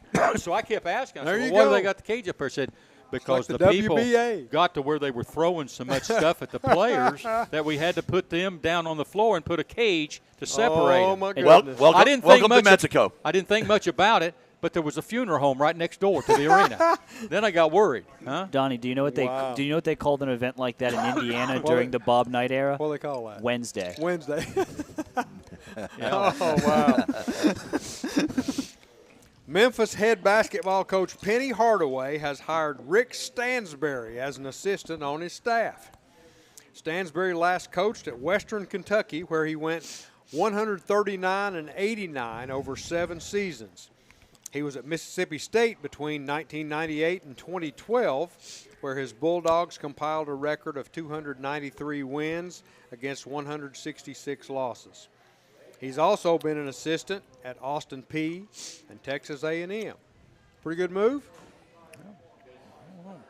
I don't know. I'm just going to say what everybody's thinking. That sounds like an NCAA violation waiting to happen. It just that's the next thing. That screams. could be. That screams NCAA violation tier 1. And we are talking about Memphis, right? Yes. Oh, yeah. Oh, yeah. Yeah. Oh, yeah. Are we waiting? I mean, or can we just assume we it's can already assume happened? we can assume it's going to happen. I'm sure it I'm just already wondering has. if it already has. Yeah. It could be. Well, Kyle Busch gambled and chose not to come in for a splash of fuel in last weekend's Geico 500 at Talladega. And although the race was already in double overtime, the roll of the dice paid off, and Busch took home the checkered flag. Ryan Blaney took second, Chase Briscoe was third, Chris Buescher took fourth, and Brad Keselowski rounded out the top 5. Tomorrow the action goes to Dover. Chase Elliott is the defending race winner there at Dover. Boy, at the end of Talladega, it was nothing but smash car. Oh, yeah. I mean, you were there on the last lap, and I think they had about 20 cars left, and I think about 12 of them got blown up by running into each other. Demolition Derby. at welcome, Talladega. welcome to Talladega. Yeah, boy. Yep. Kentucky star forward Oscar Tshiebwe, the unanimous National Player of the Year in 2021-22, announced yesterday that he is declaring for the NBA draft in June, but will maintain his college eligibility. The 6'9", 260-pound Tshiebwe is projected to be a possible second-round pick, but he is not a lock to be selected due to his limited size in the post. He was also exposed numerous times this past season on defense against pick and rolls. So Tshiebwe joins fellow Cats Jacob Toppin, Antonio Reeves, and Cason Wallace in declaring for the draft. So that he's decided not to he decided to keep his eligibility because he's not a lock to be a pick. So has he declared for the draft? He's declared for the draft, but he's going to keep his eligibility because he's signing decided agent. he's not going to. No, he didn't sign an agent. He didn't sign an agent. Okay. No. Okay. Didn't sign an agent. Once he signs the agent, then he's done. He's done. Yeah, he's done. Okay. He's done after that. I got a trivia, piece of trivia for you here today. Ray Trail. On this date, April 29th, 1922, in Major League Baseball I wasn't history. alive. It was alive. No, you weren't alive. Ray was. Listen to this one. This is a fabulous piece of trivia. In 1922, April 29th, the New York Giants hit 4 inside the park home runs in a 15-4 win at Braves Field in Boston. Wow. George Kelly hit 2 of them. Melott. What's that? Melott, was he? Nope. Nope. George Kelly hit 2. Ross Youngs and Dave Bancroft hit 1 each. Youngs also hit for the cycle and added a double while going 5 for 5 with 5 RBIs. That's all in the same game, guys. It's because back in the day, nobody knew how to construct a baseball park. They had fields that went 800 feet to center field. Why did they do that? Who thought that was a good idea? Who were they playing against? But imagine, in the Boston Braves. The Boston Braves. Yeah. Well, you're assuming they had Braves an outfield Field. fence to begin with. I don't know that they did, but imagine in one game, one guy hit 2 inside the park home runs and 2 others hit 1. They must not have had a fence. I don't know if they did. Inside It may have been a park, mile. It may have been a mile to the parking lot. I mean, for all we know, they had a guy, center fielder had a canoe where he had to go chase it down out in the water. They had a guy with a flag out there, and if it passed him on the fly, You sure it was there, a home run. You sure there wasn't any mafia connections blowing the game? What was the White Sox? Was that 1990? The Black Sox scandal? Yeah. Yeah. That was the still New a ways York away. Giants. Hit 4 inside the park homers, and they won 15-4 against the Boston Braves. That's a lot of running. Yeah. I'm telling you, that's almost incredible. And the one guy hit for the cycle and added a double and went 5 for 5 with 5 RBIs. That's not a bad day. That's not a bad Not day. a bad is day. it? Good grief. That's all I got for this week's sports headlines. Let's bring the Tennessee Smokies spotlight into focus. Back to you, Gunner. Yeah, and before we get to everybody, I heard Troy's got something he needs. Yeah, I to actually got something real quick. Yeah, go ahead. I got some District Player of the Year announcements late last night. William Blunt's Justin Bell was named District 4-4A Player of the Year. And Alcoa freshman shortstop Hallie Bailey, daughter of Sarah Feckerty Bailey. She's raised a pretty good one. Sure has. Was named the District 2-2A Player of the Year, and Gabby Burkhart was named that district's Pitcher of the Year. So congratulations. Congratulations. Very good. Congratulations to all those people. Heard a story. We might be able to relate to this since we're on the air for 2 hours. But I heard this story yesterday on one of the old Indy 500 broadcasts that you can hear on the IndyCar network. They telecast them 24 hours. But they had built the new pagoda at the Indianapolis Motor Speedway, but they hadn't finished the inside. The radio broadcast, when they come on the air on race day, starts at 10 o'clock in the morning, and it's over at 5 o'clock in the morning. So the radio crew reported to the pagoda to announce the race, and all the guys that are on the turns, they went to their places. And the pagoda wasn't done, so they said, well, we're going to have to take you up the elevator shaft, and you're going to move just on the other side of the shaft up there, and that's where you're going to be stationed. So they moved the crew up there, put them on the other side, and they looked at him and said, listen, we're going to have to use this elevator the rest of the day, so if you got to go to the bathroom, you've got to hold it. You got to hold it from 10 o'clock in the morning until 5 o'clock in the afternoon. And the guy said, yeah, I was on that broadcast. Said, you've never seen so many headsets go flying after that broadcast in your life. And those guys heading out of there. But I thought that was a great story about, and of course the 500 is right around the corner here in May. But I can't imagine that. We're back on the Goatee Sports page from Barley's, and this is Mike Edwards, and I'm here with our panel, Coach Ray Trail, Donnie Moore, Marcus Fitzsimmons, and Troy Provo Heron. Carson Newman, assistant coach Tony Iruli is also with us. About a week or so ago, ESPN came out with their preseason rankings. I always get a kick out of preseason rankings because they invariably never hold up. Yeah. But I thought it was interesting and merited some discussion. I don't think it set real well with Tennessee fans because they're on a high right now. But the ESPN preseason ranking had Ohio State number 1, Alabama number 2, Georgia 3, LSU 4, Texas 5, Michigan 6, Southern Cal 7, Clemson 8, Notre Dame 9, Penn State 10. Is this for football? Oklahoma 11, and Tennessee 12, Coach Trail. Mike, is this for football? This is football. Okay. Yeah. Well, you know, the way too early. Anybody could put up every one of those teams, including Tennessee, to all the way to the top. Most every one of them has won a national championship. Yeah. Almost every one of those teams. I'm pretty surprised Tennessee's at 12. Yeah, that's my next question, and I'll just go with you, Troy. Where would you have them going in? Knowing you just had what we were talking about earlier, 5 guys drafted? Got drafted. I think they're a top. I think they're a top. A lot of question marks over there. I think they're a top 25 team. I'd probably. This is because I just lend credence to the offensive system a little bit. I'd probably put them in the 20 to 15 range. Really? Yeah. I think that's a little high. What I do mean, you I think pick? that's. I'd have Tennessee. I think I would put Tennessee right now somewhere between 6 and 10. Tony Iruli. Well, you know, like you said, they're losing a lot of quality players, not just graduates, but quality players. Losing their quarterback. I agree with Troy, which is very unusual. That somewhere between 15 and 20.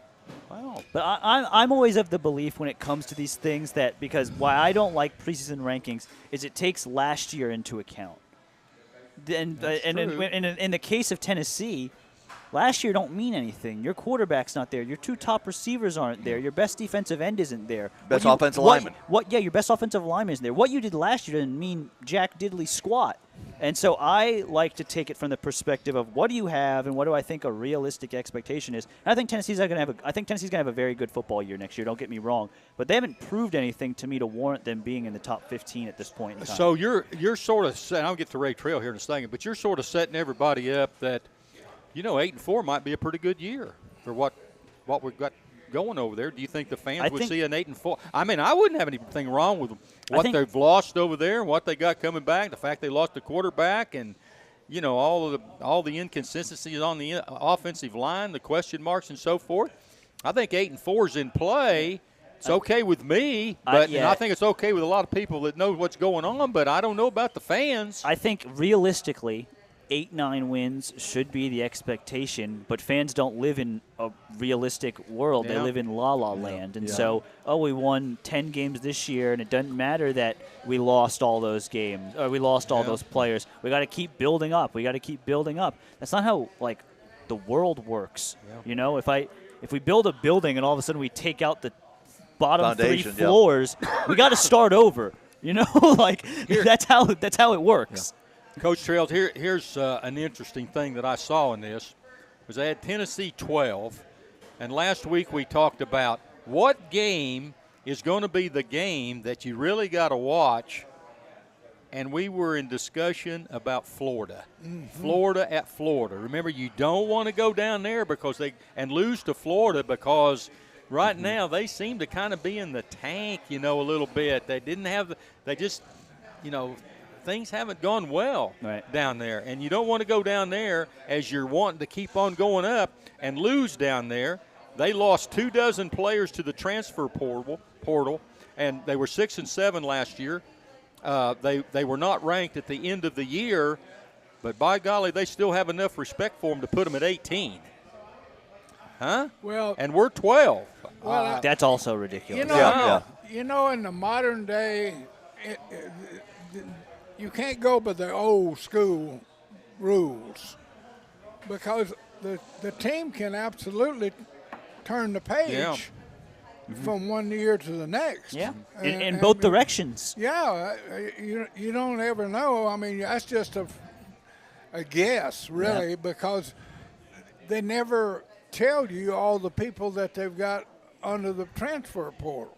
You know, they say they've signed so many recruits, but they go in and out of that transfer portal. I think Florida's in a state of disarray right now because they've got so many people transferring out. Disaster scenario. But it scares me a little bit because look at LSU last year and what they had lost and where they ended up. 10 and 4, and they've got them at number 4 going in. And a 30-point loser to Tennessee. That's correct. I don't disagree with you, but they still, with what they were figuring on going in and what they had lost and how they hustled the transfer portal to come out at 10-4, pretty amazing deal. And that was the worst. That was the worst game they played. But I think a little bit of a different scenario in the fact that that's a new coach. Yeah. And so you don't really when you get Brian Kelly in there, you don't necessarily know what he's capable of with the roster that he inherits. Florida brings back its coach. Well, this is one thing, but go right back to the ladies' basketball. Who'd picked LSU to beat South Carolina? Well, they didn't. They didn't, but they won the national championship. Won the national championship. Yeah. But now the number one player in Kentucky or somewhere is going to LSU. I mean, that's how. You can. Well, you know, the transfer portal has changed everything in college sports, especially in football. Because you can change the narrative of your program in one off season. Yeah, I mean, well, look what it did over here. Yeah, in 1 year. Well, Florida's Hooker. Yeah, you know, Florida's losing 20 players, but you know what? They're probably bringing in 20 new ones, and you know, I'm sure they're going to be quality players. So, I mean, it's really at a difficult way in terms of predicting teams. Let me ask you this: when you sign a scholarship, do you sign a 1 year scholarship? 1 year deal. 1 year deal. So you can get rid of a player. The same way. Yeah, you can still get rid of a player. You know, if you kid is problems on and off field. You can tell them after the season that they're not going to renew his scholarship. That's still in effect. Yeah. Well, but when a player, you know, he usually knows by that time you have the meeting that this is not going to be a good play, so he's already in the transfer portal. You know, even at Carson Newman, we have a coach that checks our transfer portal once a day because, you know, heck, who knows, you know, kid got yelled at by a coach, he didn't like it, well, I'm out of here. Or you know, it's so many different ways.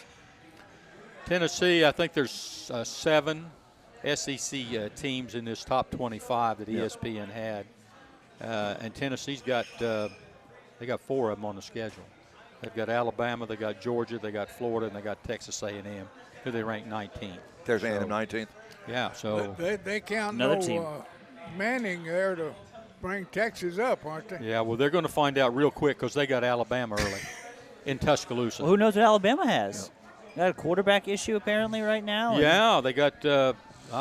I don't even want to go there with Troy, but they got Tyler Bucker. And that's basically Nick Saban waving the white flag coming on the in season from Notre Dame. Shocked them up there. You know, Notre Dame took the quarterback from Wake Forest. Yeah, you know that was And I think Texas. So I think Booker up there decided. You know, he was the backup. Didn't have a very good spring game.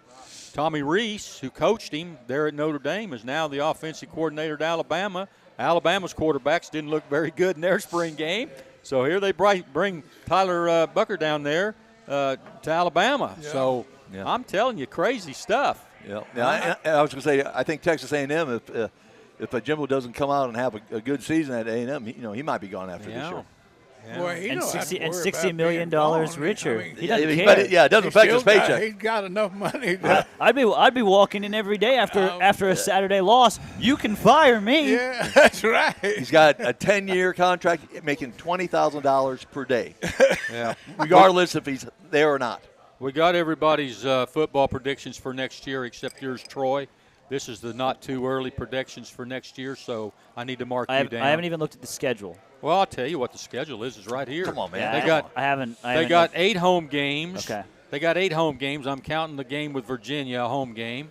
They got 4 away games. Nashville. They got the top SEC games. They've got South Carolina home, Texas at home, and Georgia at home. All their top SEC games except Alabama.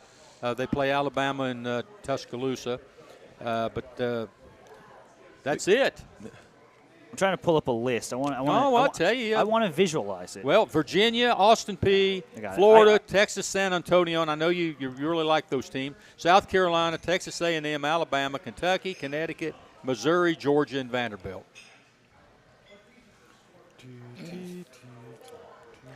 I'll tell you what. You know what? I got to take it back.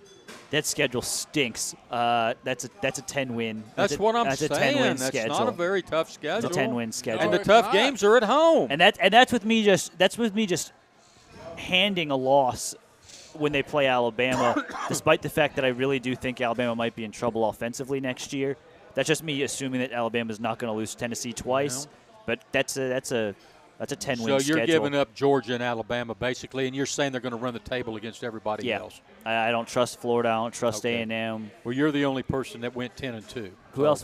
What did everybody else go? And listen, if Charlie Paleo was here, he would have said 12-0. No, he would have said 12-0 or 11-1. Yeah. So you're the high guy. You're the high guy. I'm the high guy. I went 9. You're the high guy. I went 9. Okay.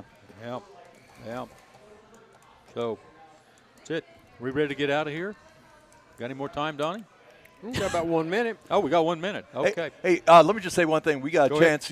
Carson Newman, Wesley Braxton, wide receiver for us. You know, there may be a chance that he might get drafted a late round. He's a wide receiver for us, 6'4", wide receiver for us, and so we're just hoping for the best for him. If not, if he doesn't get drafted, he'll probably be signed right after the draft. So there's some good wishes for him on this day. Yeah, this 15 minutes for away? Yeah. Where we start for round 4? Yes, 15 minutes, 18 minutes to be exact. But Marcus, I didn't get your take. You all right with Ohio State, Alabama, Georgia, and LSU top 4, or would you have that changed in preseason? Well, like Troy said, it's based on what you did the year before.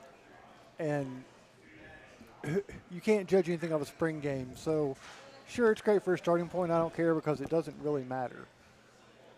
By the time we get to the third week of the season and start of October, it'll look completely different. It looks completely different. Yep. We'll have a better idea of who we think the best 4 teams in the country are by the first month of the season. Well, I tell you what, that from the rankings that I've seen in the past, after about 2 weeks, you could throw them away. Oh, yeah. That's why I say I don't because understand. A&M was a top 4 last year. Yeah. I think I sat here and thought they were going to play in the playoffs last year. Texas A&M. Where did the defensive lineman that went to Texas A&M for Powell, is he still at A&M? I believe so. Okay, because I thought he had gone on the transfer portal. And okay, still there.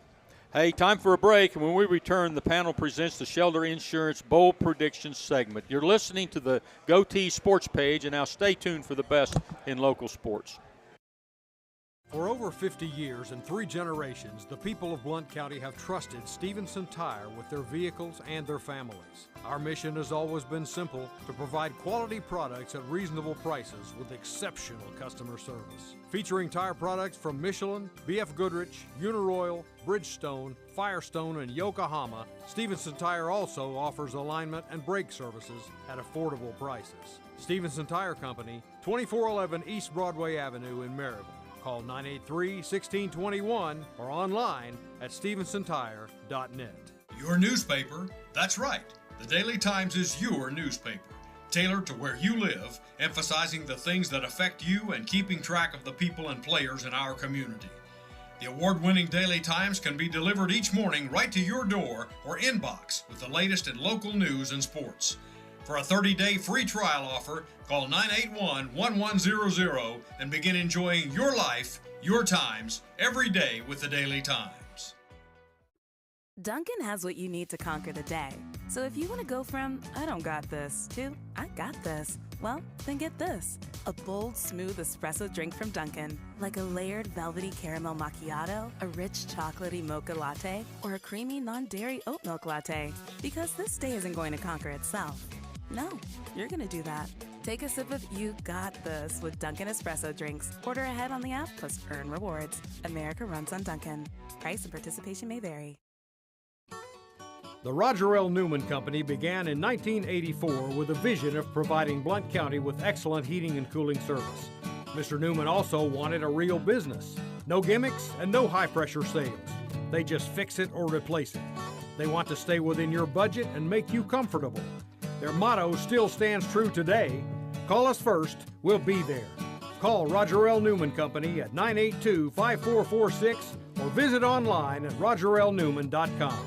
Cooler temperatures are approaching. Upgrade your furnace now for as little as $50 a month.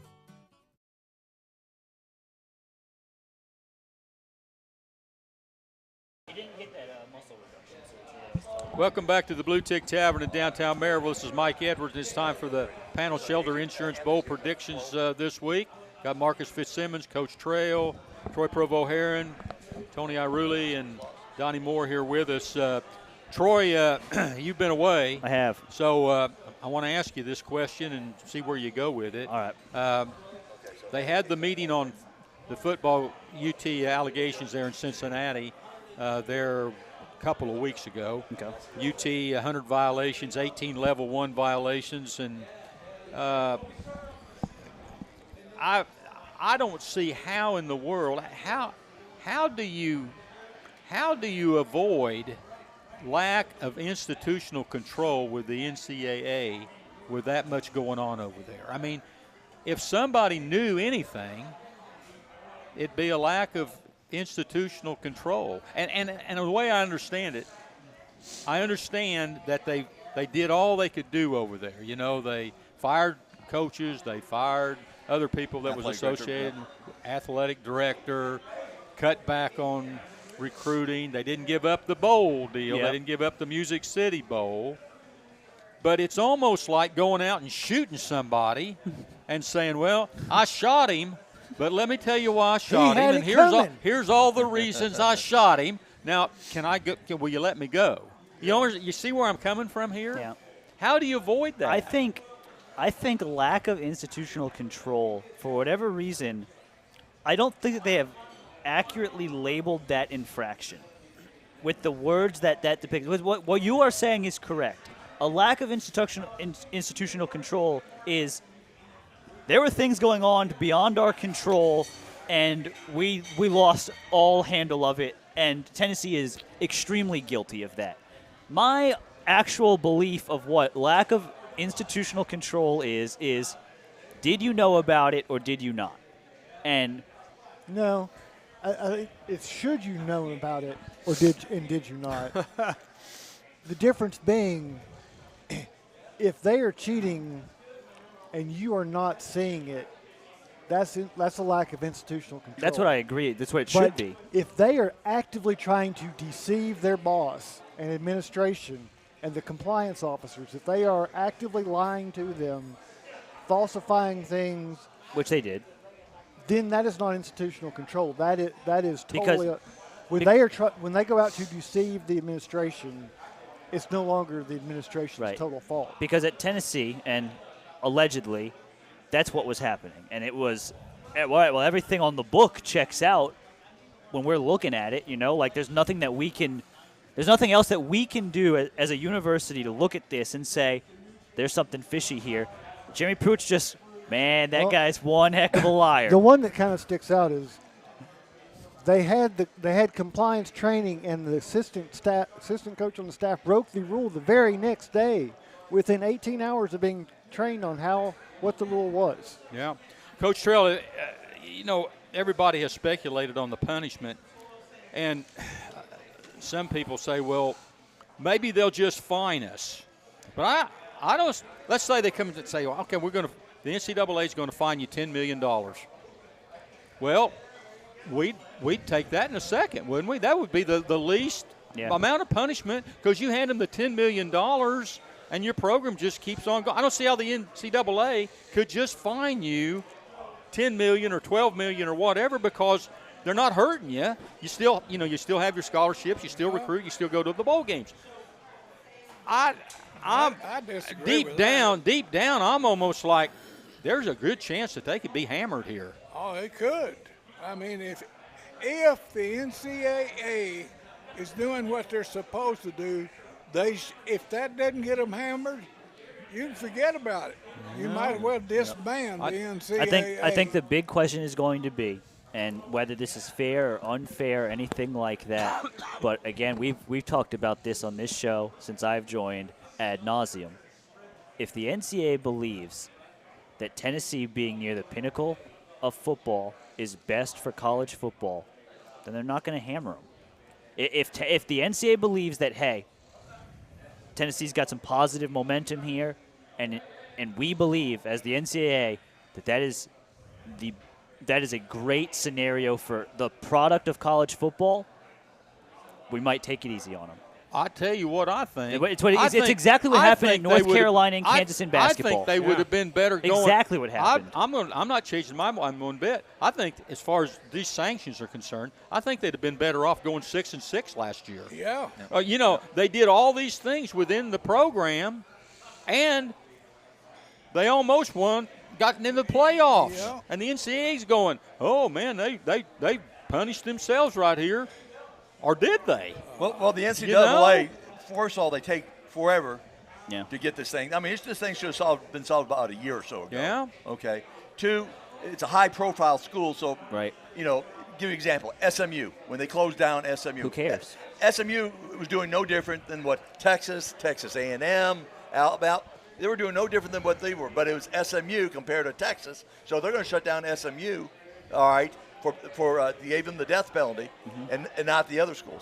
So this should have been done a long time ago, and most of these players, they weren't even around now when all this was happening. Money talks. And I mean, you look at basketball 5 years ago, where Roy Williams had people who weren't even of the same gender as his players taking tests for them. Like, it's not even like he was finding lookalikes and having them go take tests for them. He was letting females go take the test for his players. And what did they get?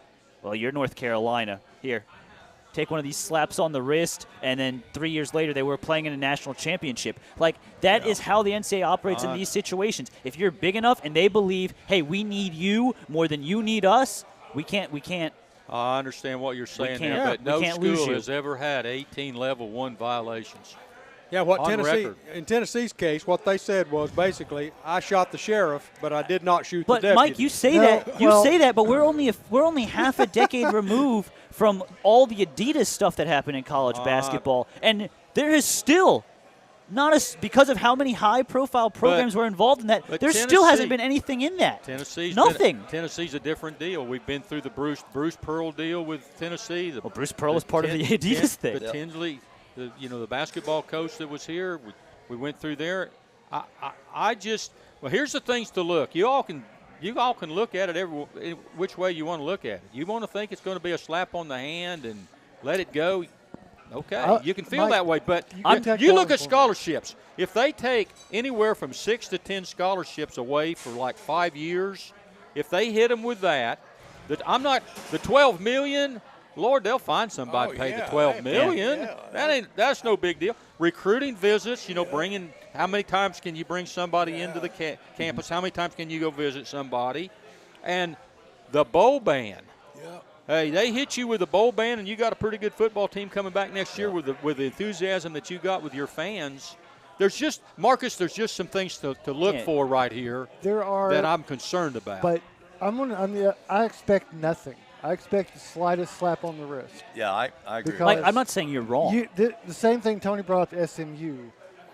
The NCAA came down and made a precedent out of SMU to scare the rest of the college athletics. It hasn't stopped anything. But Tennessee is their test case. If they expect to turn the tide to get from hiding violations to cooperation, they have to let Tennessee get off with almost nothing. Because if they hammer them, then the message they send is you cooperate, you can turn over the evidence, we're going to charge you with it, and then we're going to hammer you anyway for being cooperative. They're done. Point. And I'm willing to bet that probably a third of those violations, they're probably legal. They're probably legal now. Yeah. Well, 3 of them the NCAA didn't even find. Tennessee gave them to them. Sure. They didn't even find them. Mike, I'm not saying you're wrong. I think you are right. I'm not saying it's going to happen. I'm just bringing it up. And I agree. I completely understand. I completely understand. I completely understand and agree with your way of thinking. I'm just looking at track record of what they've done to other big programs, and including what Marcus just said. It doesn't add up to them hammering Tennessee in any way. I understand exactly what you're saying. You're going by the Jerry Tarkanian mindset that the NCAA, Coach Trail, is going to be so mad at Tennessee that they're going to hammer Slippery Rock. There you go. That's what Jerry used to say. You're so mad at UNLV, you're going to hammer Slippery Rock. Earlham College. Huh? That's what they're basically saying. But I'll tell you that it's going to this is going to hurt Tennessee because you're going to have, if you get a bowl ban, say, of 3, 4, 5 years of a bowl ban, and you can't compete for the national championship, you're going to have players transferring out. Of course. Like crazy. I think if they do a bowl ban for like 1 year, but, at the same time, I think a lot of it is for example, like take away scholarships. Well, okay, take away 3 or 4 scholarships. We'll have someone on an NIL deal to help that kid to go through. And so taking away scholarships is not going to be the one thing that's going to be busting that team that you're going to get. I mean, I don't think that's going to be the way it's going to be. Right. Yeah. They know that they can get somebody to sponsor you. Sure. And no problem. To me, I think the big thing is. Yeah, but the problem with that, wait a minute. They're going to hit the team. I understand what you're saying. But when they take away scholarships, they will also limit your roster, which means if you go out and get somebody, you can only have so many players on your roster. So it doesn't make any difference whether they're scholarship or whether you go out and have somebody pay to get their way in here. It's the number of players. They're smart enough to know we're going to take scholarships away and we're going to limit your roster. Right. So that's the deal. That's the thing you need to look at when this all comes down. How many scholarships that they take away if they're going to do that, and what kind of roster are they going to limit you? And again, when you think, Go ahead. I was just saying, what does a major deal here, what does it do for your coaches? They weren't here, so, I mean, are they going to transfer? Where are they going to? Players and coaches, they all haven't. They all weren't here when all this happened. That's what I'm saying. And that could enter into it, the fact that they weren't here. Why should we penalize these people? Yeah. And that's on the NCAA for taking so stinking long. Yeah, that's part of it. That's the way it goes. Donnie, are you ready to blow that whistle? All right. Hey, that'll do it for today's edition of the Goatee Sports Page. Thanks to Aaron Ishmael at Loud Media, our host of the Blue Tick Tavern, and all our sponsors. For Donnie Moore, Coach Ray Trail, Marcus Fitzsimmons, Troy Provo-Heron, and Brian Johnston at Goatees. Until next Saturday, this is Mike Edwards, the Greenfield Gunner, wishing everyone good